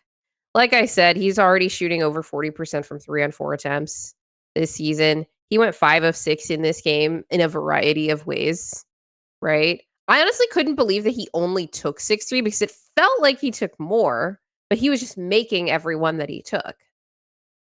Right? Yeah, it was crazy. So actually while we're on the threes, I'm going to skip around a little bit. Let's skip to the 3-point shots. Let's start with the movement 3 where he's just a relocation 3 here off a little, I don't even know what you call that screen, just like a screen from Peyton, and Yoke relocates to the corner. I think he would normally like post up here if it was not Zubaz. Yeah, it's Bruce. Bruce comes in. It's Bruce. I think he's genuinely trying to screen like a little cross screen. It's almost going to be like a flare screen in some senses, but Derek it's a cross screen turned flare screen because we run this all the time, and then Yoke posts the guy up, like gets deep position and posts them up. But Yoke just decides I want to take a 3 here. Zubac looks pissed after that one. Can we see it again? Like he is early in this game, by the way. The dejection. Oh, did you see how he put his arm down? I think he's looking over at Ty Lue like, come on, man. Zubats early on in this game was giving Jokic the business. Like they were just going at each other back and forth in like the first quarter, especially. They're close friends, Jokic and Zoo, and you know I often lament this because it means Zubats is like poisoning Jokic at the bars the nights before these games in LA. Yeah. I don't think that happened before this game. I think Jokic looked too sharp from jump to have had the time. He's probably going to do that. He's probably doing that today because they do have a free day in LA today before they travel to go to Minnesota. Unfortunately. Let's go to the 3 that Jokic takes when ignored. I don't know what was supposed to happen on this play, but they just enter the ball to Jokic. Zubaz is like way off, and Jokic's like, you know what? I'm taking this shot. Yeah, from another above the break 3 for Jokic. I mean Spencer Jones set a screen. Yeah. I don't know why. I think it was just to make the entry easier, though. But Zoo is like staying all the way back there because he thinks Jokic is going to come into the paint because that's. Did Zoo think James Harden was going to go up on there? I don't know. Can we see? But clearly not. Look at what Jamal does. So he just gives him the ball. I thought he told him to shoot, but I think it was just like how his hands were held after he gives him. Oh, no. Yeah. He's like. Yeah. Is he like shoot? Shoot. Yeah. Yeah. Look at that. It's like, Jamal told fine. him. I see that a lot, like even in practice clips, where you can actually hear what they're saying. Jamal just being like, "It's all you, Yoke. Like you go for it, Yoke." Like he's always doing that, and you gotta love him for that. And you Vocal gotta love leader. Jokic not losing confidence in the three, even though it didn't start out good, but he was clearly feeling it and did not shy away from whether it was ignored or contested, letting it fire. If you could go to the trailing three, also. This is just a nice transition possession. We get our advantage. Harden is late, and that's why was that Chris Dunn who has to go out and contest? I think it's John Collins goes out and contests because Harden was late. So Collins was in the paint because his guy was there. But then I think he probably this is a combination of Harden and Collins that leaves somebody uncovered there. But yeah, now Yoke just takes trail threes without hesitation, and it helps nobody was cutting because he would probably look for a cutter in this situation. It's the same kind of half step closeout that I'm seeing from so many people where they're stopping kind of early. They want Jokic to shoot and then they'll try to contest, but I'm glad Jokic is continuing to punish it. Swish. Someone said that, I think it was a Clippers fan tweeted I swear not a single Jokic shot touched the rim today. It was just everything is perfectly in the hoop. All right, let's move on to some of the twos because Jokic is just ridiculous this season. He's shooting 78% from two. He's just shooting 78% from two, and it's not 78% on layups. That would be ridiculous efficiency on its own.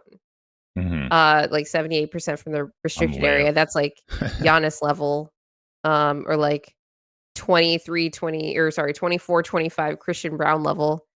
We barely knew you. But no, Jokic is shooting 78% from two on the season right now. And it's not layups. He's taking layups as well, but it's mostly these paint non-restricted area shots. Okay, so first one, let's go to the post hook. This is just a basic staple of Jokic, but this is on Zubats, and this is the easiest I've seen Jokic score on Zubats maybe ever.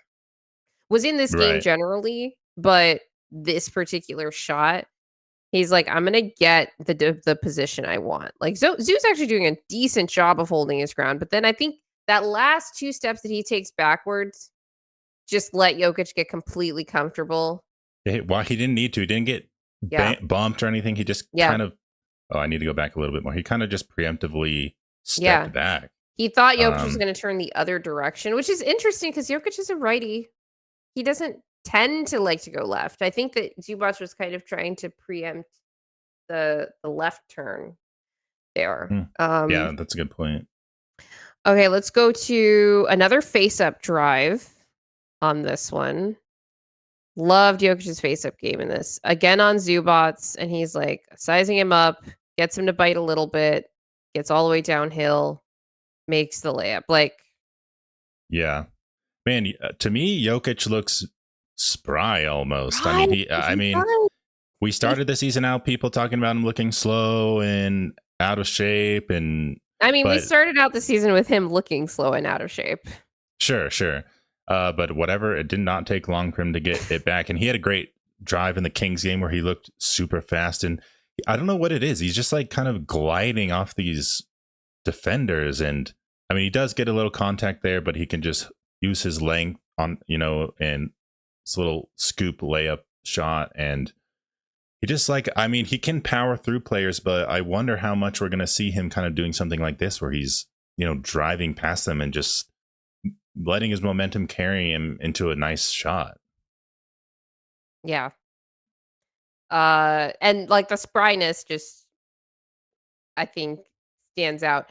I would like to see, though, what this looks like versus smaller, more athletic defenders. I do think that the Wolves game will be a good test of his face-up game if he ends up using it a lot.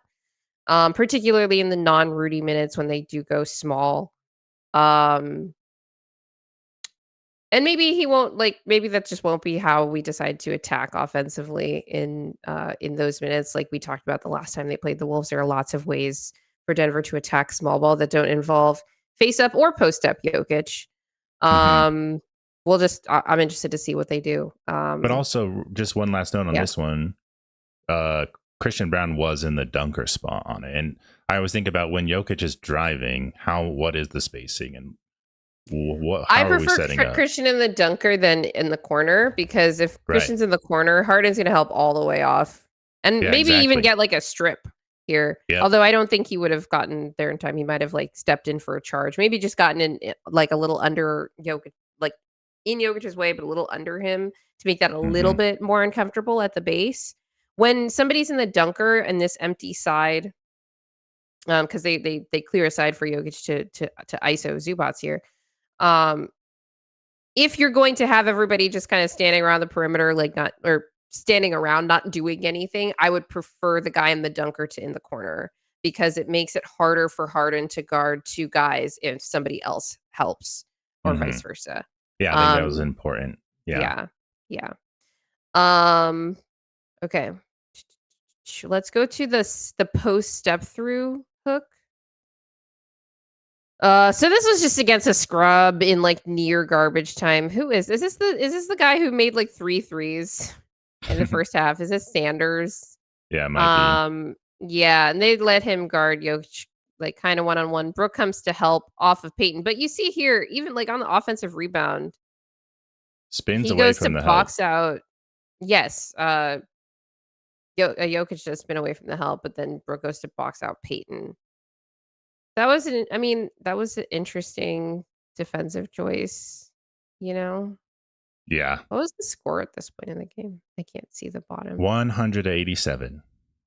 Yeah, I mean, like, they're still in it even though they're not, because they had emotionally given up. So they're like, "Maybe we Yeah. could get a stop with Brook playing in help," and it just doesn't, yeah, that doesn't happen. Yeah. He's gonna cook someone that size. And I don't even know who he is. So good luck.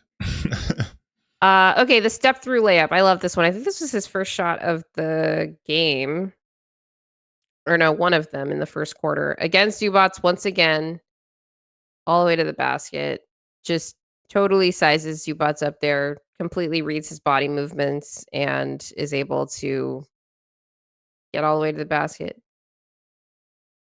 Well, I've yeah. never I don't know if Zubats is like worse this year or if Jokic just understands his defender, like this defender better. But it feels like all of a sudden Zubats is a non-factor in this matchup, and Hmm. that happened very, very quickly. This is a surprising post move, though. Like, you think he's gonna. It's like a double fake out. Like, it seems like he's gonna do a jump step the other way.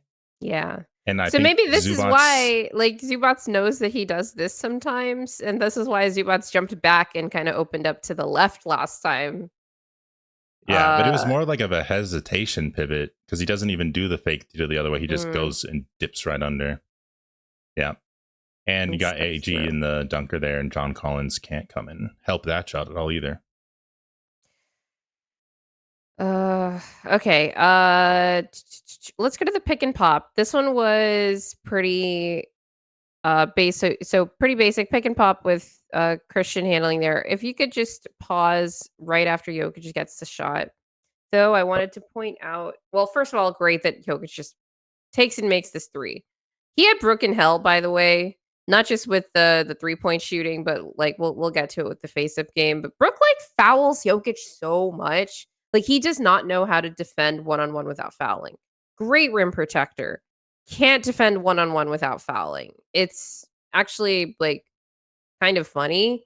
He makes Brook look like, I don't know, a less effective Jaren Jackson Jr. Um, but on this possession, I thought this wasn't intentional. It just happened to be the lanes that everybody was in.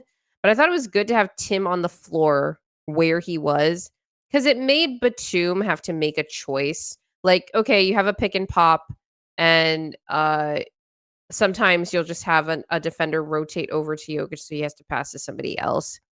But you have Tim Hardaway Jr., who is like a shooter who's both been making shots and has a shooter's reputation standing right next to him.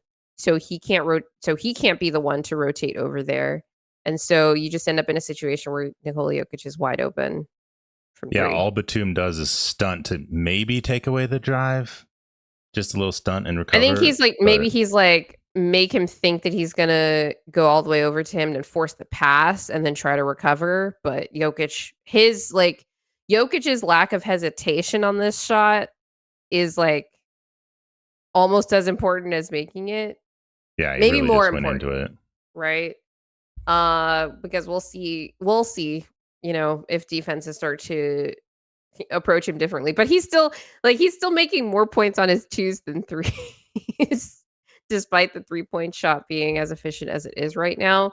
So I don't know, if I'm an opposing head coach, I'm still like, let him take as many threes as possible because this dude is shooting 78% from two. It's a really risky gamble, but it makes sense. But when he starts cooking you, you're screwed. Yeah. But honestly, it was difficult because Christian goes so fast, and this is a semi-transition possession. But I was also thinking, like, do teams start to rotate over to Jokic faster, especially when Christian has the ball, if they're going to pick and pop, whatever, so that they can dare Christian to try to make the read and the pass out to, a shooter in Tim. Or potentially if Peyton was there, like, he'd be cutting in from that slot. I don't know that I've seen Christian make either of those passes. I've seen Christian kick out to the corner, but it's different, like, especially from that angle, like kicking out to the wing or passing to a cutter in that situation. So that's definitely like going to be, we've been talking about with Christian because we've seen him like start to add some layers to his read making and playmaking out of pick and roll and out of handoffs. And that's, I think, going to be the next test for him. But the other thing I wanted to point out there's like so many like, oh, what if the defense did this? What if that? What would we do to counter? I think Jokic puts so much pressure on the defense here because they're trained, especially this early in a possession, because you see they were all running their lanes as a semi-transition very clearly. They're trained to stay with their man in early offense at the beginning of a Nuggets offensive possession. In case Jokic does get the ball, like, he's immediately going to be looking for cutters and wide open shooters. So they're like, okay, we got to like take away that easy stuff. And so then Jokic ends up like open and like ready to receive that pass and take that wide open shot too. There are so many details with whether it's early offense or transition or half court that you got to be thinking about every possible scenario if you're defending the Nuggets. And it might be too much to consider. You're going to get broken one way or another. But then you have Oklahoma City Thunder, who we don't play till February. Good. I could use a break from that for a while. Yeah, I'm fine with that, but it's just like, okay, it's just gonna be a while until like the two best teams in the league like play each other. Even more so than like 23-24, we played the Celtics in January at least. And it's crazy because the Thunder are in our conference. Yeah. The Midwest teams. Well, this We're next game against the division. Wolves. Like, how do we not play a division opponent until February? That's crazy. Yeah. Oh, we got a little news item. Little breaking news Peyton Watson. From Vinny Benedetto. Yeah. Peyton Watson just announced that, or he didn't announce, but Klutch Sports just announced Peyton Watson as a new client. He was previously represented by Excel Sports. Interesting. It's no longer represented by Jeff Schwartz, who is previous owner of the Denver Nuggets fiefdom. Yes. I mean, KCP is also a Klutch client, and he was great for us. Obviously, he left. Then we let him go. But we let him go. We also let other like Jeff Schwartz clients go, like Justin Holiday and Reggie Jackson. Was Russ also, I think, a Jeff Schwartz guy? I think so. I'm not sure. Oh, I don't know. Any worries about him being on Klutch? I don't really. I don't know. I know I people mean, think of Klutch isn't Klutch even as affiliated with the Lakers anymore. Like the Lakers have been trying to like shed themselves get him out of of that here. relationship. So I don't know. Let's just hope I it think increases the it's chances we different. get LeBron on a minimum. I wonder if like the way that the summer contract negotiations went like affected their decision to change agencies. I Could don't have been. know. I don't know that a different agent would have changed the way that that went, but yeah. Interesting. Always interesting to track these things because the agencies still run this shit. Yeah. All right. Back to Nikola Jokic. Uh, let's go to the transition dunk. I loved this one. He was so fast in this possession. Yes. I think this came off of a pass from Christian. Transition dunk. Got it. Yeah. All right, so Yoke's going, Christian gets the ball, and then Yoke just beats Zubats down the Dang. floor, and Zub like kind of like mildly pushes him a little bit. I was like, this probably could have been an and one, but the refs didn't see it. It wasn't that bad the second time I watched it, but it definitely was like I don't know if this is a guard, they get that call. Oh, I don't know what Zoo's thinking here. Like, oh, he knows Jokic loves, pushing the ball up the floor. Looks like he's committed to How trying many to Clippers are contest you it. have a Clipper back to stay in front of Christian already? And then, Or like you just gotta it's if you, probably something that they emphasized before the game that was like get in front of these Jokic outlet passes, and it felt like Zoo forgot on that possession and then tried to do it too late. And it's like, no, you should be getting back. Like it's too late to try to do this now because he has way too much space. And now because you're out of position, he's gonna beat you down the floor. yeah, man, Jokic even pumped the ball on this dunk, just kind of threw it back a little bit. You don't see a dunk like that with so much power typically from Jokic, not to take away from his dunking, but that was a pretty strong dunk from him. Yes. Yeah. All right, let's go to the unselfish Tim play here. This was we had a lot of transition plays in this game because the Clippers suck at transition defense despite their training camp shirts. If you could rewind it a little bit here. So, yep, it's another give and go where he's like, let me just get the defense's eyes off of me. And then Tim makes the read and makes this. This is an and one. They challenged it. They lost. Two guys went to Tim on that, which is like, I know he's a fearless shooter, but yeah, obviously he's not going to shoot probably like Zubats should have gotten back. He should have realized but he Derek first Jones tries Jr. to stop the ball there. because nobody was in front of Tim. And then I think maybe he's just like too slow to change directions at that point. He wouldn't have made it anyway. It's just I think he saw that Derek Jones was already there. Probably thought he was going to stay there. And they both went at the same time. Let's see. We already got the trail 3. Oh, another transition possession. Transition Jets. If you could rewind it a little bit. Yoke, I thought he hits the Jets here with like Harden completely gave up on this play, by the way. I don't even think Jokic had to go that fast to like blow by Harden, but he did have a little hesitation and then accelerate. Boop, but boop, boop.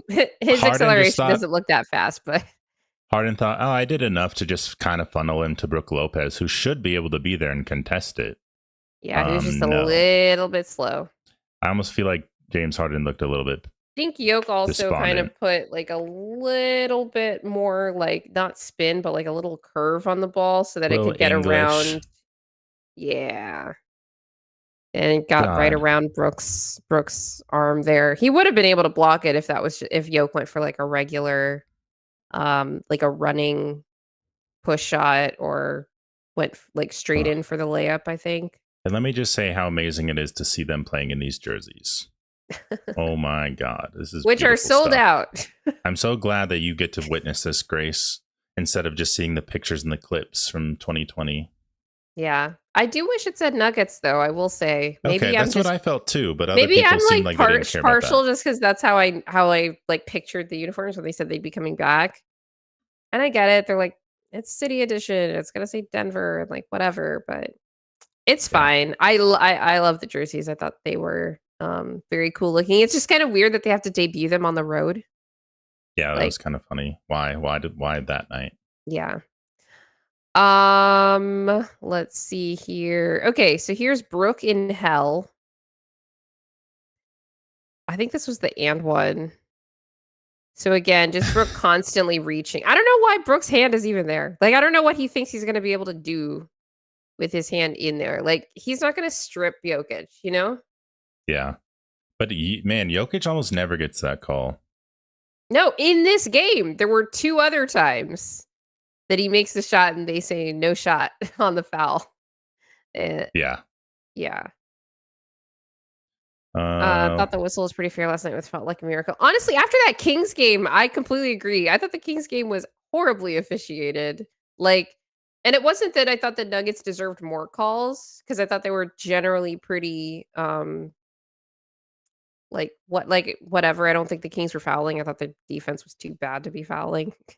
um, but like we kept getting called for like soft shit in the paint, and I'm like, I like the team was actually, especially when they started to play defense in like the second half of that game, it was so annoying because I felt like, oh, man, the Kings are staying attached because of dumb free throws when my team is finally playing defense, you know? Yeah, but in this game, I thought the officiating was mostly fine. Let's go to the midi turnaround. So Jokic's mid-range game has just been incredible this season. I don't even have. Let me see if I have the shooting splits from mid-range here. Jokic shooting. What do you think Jokic is shooting from mid-range?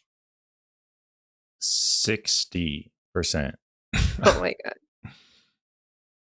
81%. Oh Jesus. Crooked numbers. He's not taking that many per game. It's like 1 per game, but it feels like all of them are going in, and that's because they basically all are. Yeah, I mean, if he's taking it, it's probably for a very specific. I mean, he could probably get any shot he wants to some degree, but like, yeah, the shots he is going to select, or he's probably confident in, you know. Yeah. There was another one, the mid-range, the midi turnaround. Oh yeah, well, I just showed. Oh, you a should little show bit that of it, one. That was we'll go. yeah. We'll go No, back that to was the one. If you could go to the face-up midi, then. But even on this one, it's just like, yeah. I mean, I know he's got 1 foot in the paint. But yeah, I call it a midi. Fine. 1 foot in the paint is a midi, especially if you go for a jumper there. But if Jokic can do more face-up midi shots, like, you know, the Joel Embiids and SGAs of the world, they'll just give him MVP because the voters fucking eat this up. They do. They love face-up midis so much. And they love 50-point games.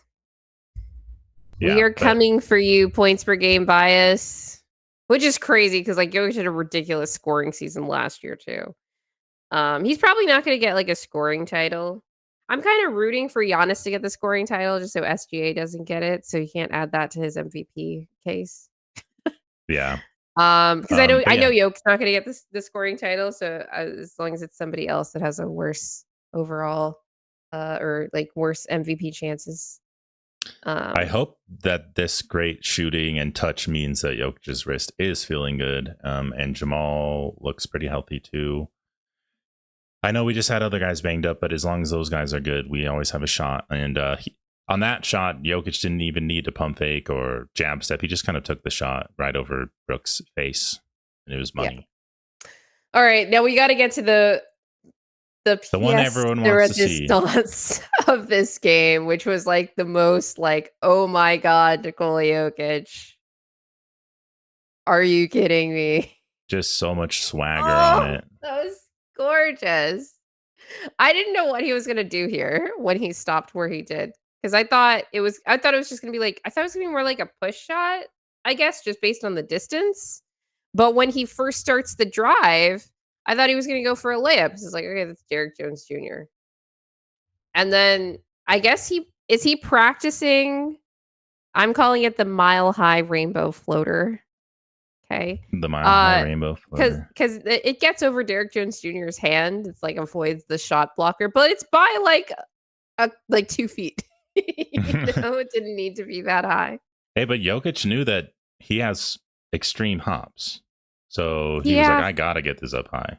Maybe not that high, but so it was hey, out not? of respect for Derek Jones Jr. is what you're saying. I think a little bit. Okay. I love that. Let me see. Did I include okay. Anything else that you want to say about Yoke or the Clippers game? Just that we're running out of words to describe what Jokic does, and if you watch Locked On, you watch anyone, they're talking about how amazing Jokic is. Swipe us on Locked On giving Bible verses to describe what this guy's doing, which is just hilarious. You and just the about excitement Elijah. About it. Yeah. Watch Cypher's show, Swiper's show last night too. And yeah, we've been talking about Murray coming into the season in shape and finally getting Jokic depth and the help that he need. And this is like a very complete team for the most part. It's not perfect, but you want to see Jokic coming into the season super hot too. And it wasn't like all quite there with what we're used to the first couple games of it. Now he's firing on all cylinders. And I just wanted to see this Jokic paired with this Jamal and with this AG and the bench. And we're just starting to see that and how dominant it is. And it's just so fun to watch. And I love it. And I love that he did this in this jersey and everything. Yeah. No, I completely practicing agree. for Wemby. This rainbow shot is for Wemby.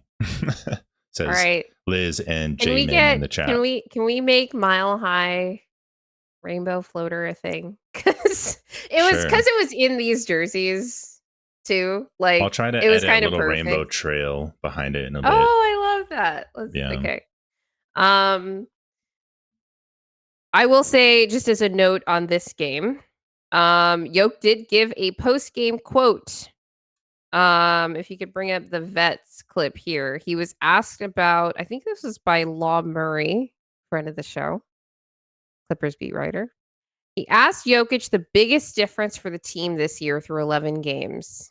Jokic said, quote, the bench unit. It's a lot of veterans, a lot of guys who care, who know how to play, know what their role is, and we have advantages in multiple positions. And, I saw this quote last night and was like, yep, like, we know why Jokic was miserable last year. Like, he wanted vets, and they got him vets, especially, three great vets in Bruce, Tim, and Val, that are all, like, nightly fixtures in the rotation and are just, like, professional and, like, do their jobs. I will say this game against the Clippers, just kind of in contrast to that, Julian had a really rough game, especially defensively, and he had to play more minutes tonight because of the injuries to Cam and Christian in this game. I really hope those guys are okay because I was like, man, I don't want to see a lot of minutes from Julian if he's going to be playing like this, particularly defensively. He also airballed a corner three, but we've seen him make shots in other games this season. I'm not really worried about that. It's more just like the defensive stuff was really rough. And it made me think back to last season and how like Jokic or Julian was like an every night guy like he was getting like the minutes that like Tim Hardaway Jr. is getting, or like let's say that Bruce is getting maybe a few less than that kind of thing. And it's just such a stark contrast from last season in terms of just having guys out there that are going to make fewer mistakes. Like Tim Hardaway Jr. is not a great defender, but so far, knock on like the fake wood of my desk right now, he's not like a high mistake defender, and he was with the Mavs, I will say. And that like the off-ball stuff especially is what I was most concerned about coming to Denver. It's only 10 games in. It's a long season. He's a vet in like the bad ways too, and that he's just old, and at some point like the mental fatigue also sets in. But so far he's been pretty sharp with like coverages, and that stood in sharp contrast to like the minutes that Julian Strawther had to come in the game to cover for him because he was covering for somebody else last night. Mm-hmm. Yeah, I mean, Strawther hit a floater, which was something that I thought he would bring more to the table when he plays, and it's not like that's been the super automatic shot for him even, but good to see him hit that. But yeah, he's struggling still in I mean, yeah, it's hard to imagine Strother cracking the rotation when we have Tim Hardaway with the way he's playing, which is fine. Like, that's why you go get him. That's why you get Tim Hardaway. Yeah. And if he doesn't live up to it, that's okay. Like, we don't need Julian right now to win the title, which is great, as opposed to Project Dynasty. So, gotta love Tim Hardaway. And you hope that Strother keeps developing under him and he's going to have more time. Yeah. All right. So I was gonna do a segment on like an update on like more stats that tell us more about the team, but I think I want to do like a whole show about what the team is doing statistically. So I'm gonna skip that for today. Yeah. For the most part, like not much has changed from last week, except we're getting like a few more things that seem to be stabilizing. One of the things I will say about the Denver Nuggets, um, like with respect to like the stats is one of the stats that is supposed to stabilize around now. I'm kind of skeptical of it because of how some other teams are doing around now. Is win percentage is supposed to be like relatively stable within the first 10 to 12 or 13 games of the season, and they're currently winning 82% of their games. I don't think that they're going to keep that up throughout the whole season. I also don't think that the San Antonio Spurs are going to keep up that same win percentage throughout the rest of the season either. But it'd be really cool if Denver did and won like 68 games. Because even if the Thunder won like 70, unless they won like 76, I'm like, nope, that gap, like we're closing that gap. Closing that gap for that MVP, okay? Like you are not, like we're not going down without a fight, okay? Even if Yeah. your team is going to be plus 20 net with your so-called MVP off the floor. Man, I was pulled into the MVP debate last season way too much, and was the SGA thing was really pissing me off. Taking more of a backseat this season, but we'll see how crazy Jokic gets. But right now, he's making a very That's strong funny case. because I'm gonna be in it. Yeah, If we're you're gonna be in. on a 60+ win pace, like no, Yeah, and with Jokic, these like stats. obviously, and Jokic is playing like this, but he was playing like crazy last season too. Although I do think like it's crazy that he's like this efficient right now and also playing like 10 times better defense than last season too. Um, like no, I'm like nah. This season is the one because I don't even think that SGA has been as good as he was last year, and I wouldn't have given him the MVP last year, even though I think he had a way better case for it than like Embiid did in 23. Yeah, Um, like I still would have given it to Jokic, but I thought it was a valid choice. This season, if this keeps up, I don't care if the Thunder win 70 games. I don't care if the Thunder win 75 games. If the Nuggets win 65 games and the Thunder win 75 and Jokic plays like this, Jokic is the yeah, MVP. Okay. for sure. And That's the like how Nuggets I bear that out. was last season. I was like, I don't care even what the Nuggets seed is. I know, but like it was there harder. was like It an was harder. 18 game gap. Yeah, it was much. And the more Thunder difficult. were worse with Shea off the floor than they are Yeah. this year. So it was like, okay, there's like a bit more of him like driving the success. Yeah. And it was just like annoying. Honestly, the fact that Yoke got 30% of that vote was pretty impressive to me. So Yeah, of that still, first yeah. place vote. One chat question from Greco. Hello, Greco. Do you see the number 2 defense in the league as legit or smoke and mirrors? Also 66 and 16 win season, calling it now. Yeah, I mean, we could have our highest win total in franchise history. We got the thing is like right now I'm seeing a team that is like their floor feels like 55 games, right? Which would be a tie for most wins? No, because the 57 was okay. was the franchise record. Right. What I'll say is you get to 50 games by beating cupcakes and winning all your home games. Like pure cupcakes, right? You can get to 60 beating like cupcakes and most of the middle tier teams on the road as well.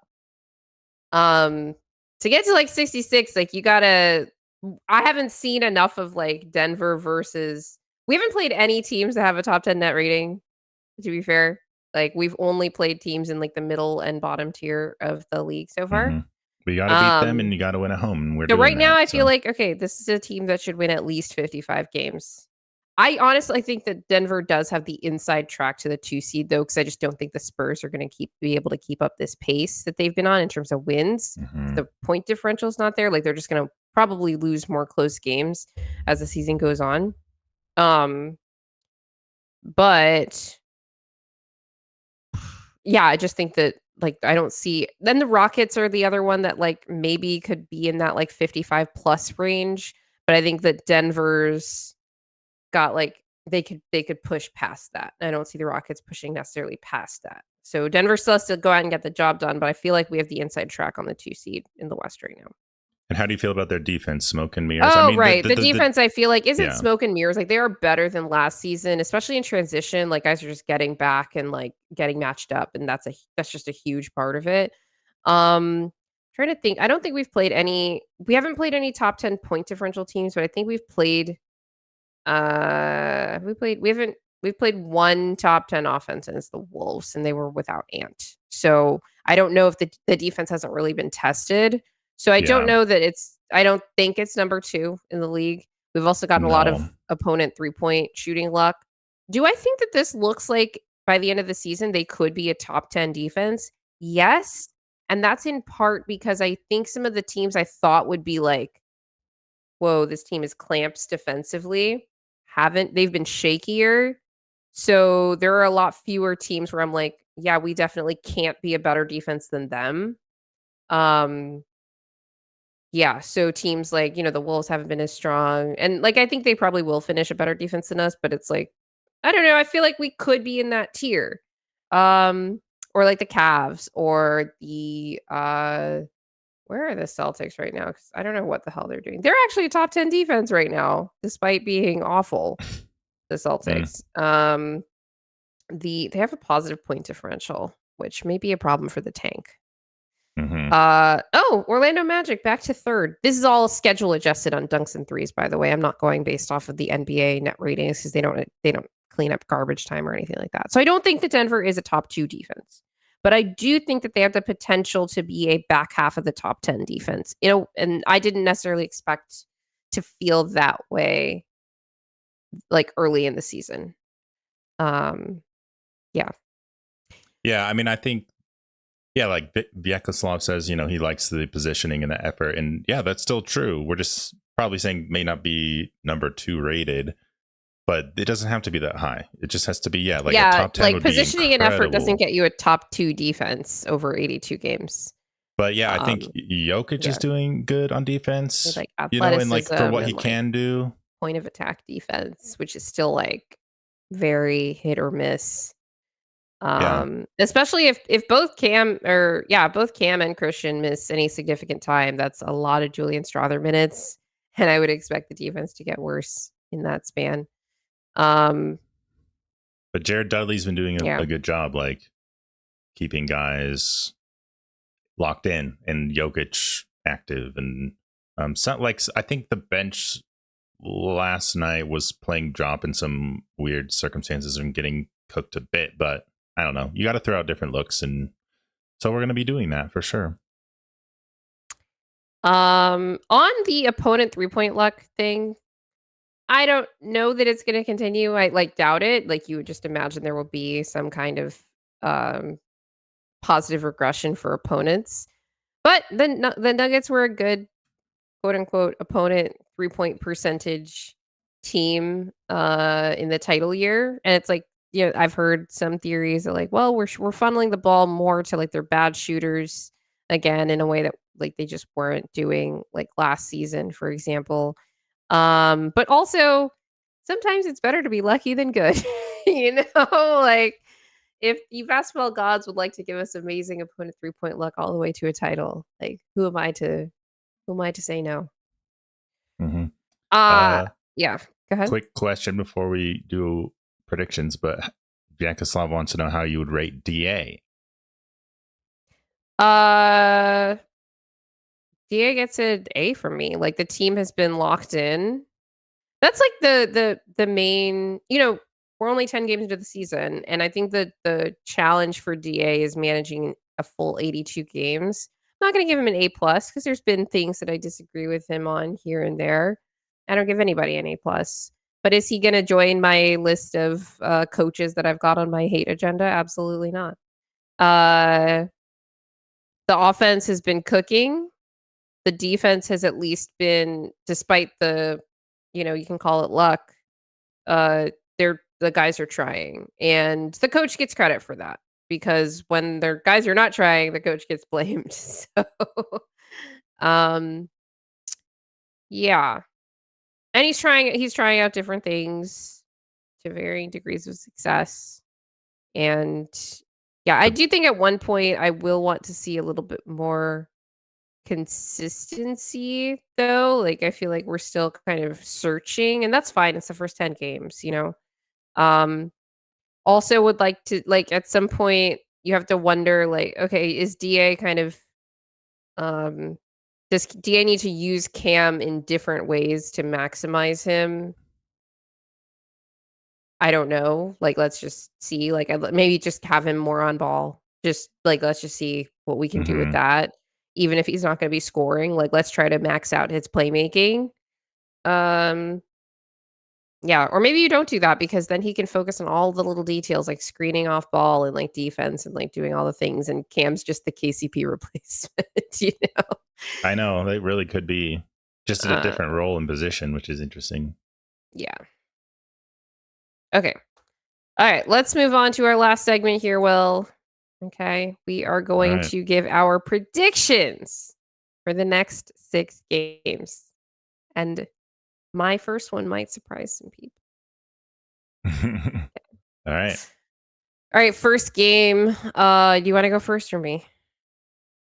I'll just go first because we have a different answer on this, but I'm feeling the need to say loss, even though I want to win and I want to prove that we can beat the Wolves. But I just, until we do it and we With just get Ant. this monkey off of our back, yeah, with Ant, I'm going to say it's a loss, but I really hope we win and I hope I'm wrong. I don't really care about like whether we beat the Wolves or not. We already beat the Wolves. We've beaten the Wolves in like a preseason game. Like I think the whole like oh my god they can't beat the Wolves thing in terms of like the superstition of it all is like not something that I'm particularly into. The matchup is a tough one because of their athleticism and all of that. I'd like to see what our defense looks like in this game, honestly, more than anything. Um, and how Cam looks if he plays. But Yeah. I actually think I'm gonna predict W for this game, and I have no practical reason for doing so, especially given that, like, the guys are coming off of, like, 4 games in, like, 6 days, and we've potentially got 2 starters that are gonna miss the game. No rational reason to do it besides like, I can smell another player of the week for Jokic, and I want that for him, and so I'm going to wish cast a W in the Wolves game into existence, and I'm just gonna hope that they play worse offensively than they have been, because a lot of their offense, like, being as efficient as it's been this season is just, like, Ant and Julius shooting way more efficiently than they have in seasons prior. And maybe they will against us too because they just do that, but maybe they won't. Um, all right, I'll go next. Chicago, I've got this as a W. They might lose this game. Like the Wolves, the Bulls did start the season off pretty hot. They've cooled down a bit in the last few games. I think they're on a 4-game losing streak right now, including a kind of heartbreaker to the Spurs a couple of nights ago. It'll be a big test for our transition defense. But I think we can do it. It's a home game. I think it's the premiere debut of the Mile High Court, the City Edition Court as well. And we just like we're just not gonna win or we're not gonna lose home games this year. Yeah, are any of these back to back? Do we know? I don't Guess think we'd have to any look of at that. them. I don't think any of these are back to backs. Maybe once the Kings game is gonna be a back to back. Like it's the second Mm. night of back. It's Rockets and then Kings. Yeah. Yeah. Okay. Well, Yeah. I'm gonna say W against the Bulls because it's at home. Yeah. Uh, at New Orleans is the next one. What do you think about that? Easy win. Yeah, You're same. so bad. Same. Uh, next is the Rockets. And I've got that one as a loss. Not for any matchup reason, although I don't know, maybe their double big could give us issues, especially because we haven't practiced our double big to counter them with any kind of volume, and Şengün's been playing really well. Thank you, J Nuggets fan. I like this color, although I do think I need like a lip liner to go with it. But I'm gonna give this an L because if my win predictions follow, Houston would be the opportunity for a 10-game winning streak. And we just don't do this. And it is away. Yeah. Dahlia in the chat says if we lose to the Rockets, and then suggests about the pain that will then skull emoji. What's the name of in Hamlet? What's the name of the skull guy? Oh, what do you mean? I don't know the name of the skull. The name of the skull, like he had a name. I don't actually know who the skull is in Hamlet. I should. This is horrible. Yorick. Yeah. Yorick. Oh. Yeah. Yeah. There you go. Learning Shakespeare on our show, which is what we want. Yeah, Rockets have been playing better than I thought they would, which is annoying. They're like out rebounding everyone by a crazy amount, it seems. But maybe we can finally put a dent in that with Jonas and Jokic, because Jokic is also rebounding pretty insanely. So yes, we have a chance. Like none of these games, even though if I call it a loss, it's just because I'm just trying to be right for this segment. But yeah, I think we have a great chance to win any of these games. They said that Christian's injury was an ankle. It looked pretty bad. So like he might miss a few games. It might be like a more severe ankle sprain. I don't know. He did miss, I think, 2 games with like an ankle thing last year too. So it's not like he always plays through like ankle things necessarily. But Cam's arm strain does concern me, and I don't know how long he's gonna be out, and I think that could affect some things. Mm-hmm. Yeah. Okay, Sacramento. I'm gonna say W, but I think it's a trap spot potentially. Although the last Sacramento game was also a trap game spot, but I feel like Denver is getting stronger, and hopefully by then that's just like a game where we're up 30 at half. You know, kind of thing. I'm hoping the Kings, morale-wise, will be weaker because they just keep losing, and trade rumors and all that good stuff. So I'm gonna say win against the Kings. We're going to keep owning them.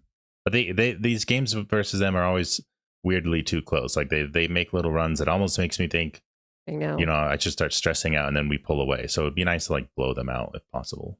Yeah. We'd have to play better defense. But we just don't do that against the Kings. Mm-hmm.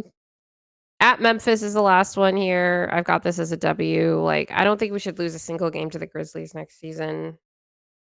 Or this season. Yeah, Grizzlies. I don't know what's going on with that team, but do you find the substitution thing weird with the Grizzlies? This whole like always trying to have fresh people out there and much quicker, more frequent subs, and they've had injuries, so I don't know if that was part of it. Is like always trying to have Ja or Jaren out there because they're so limited in their roster right now. But I'm like that.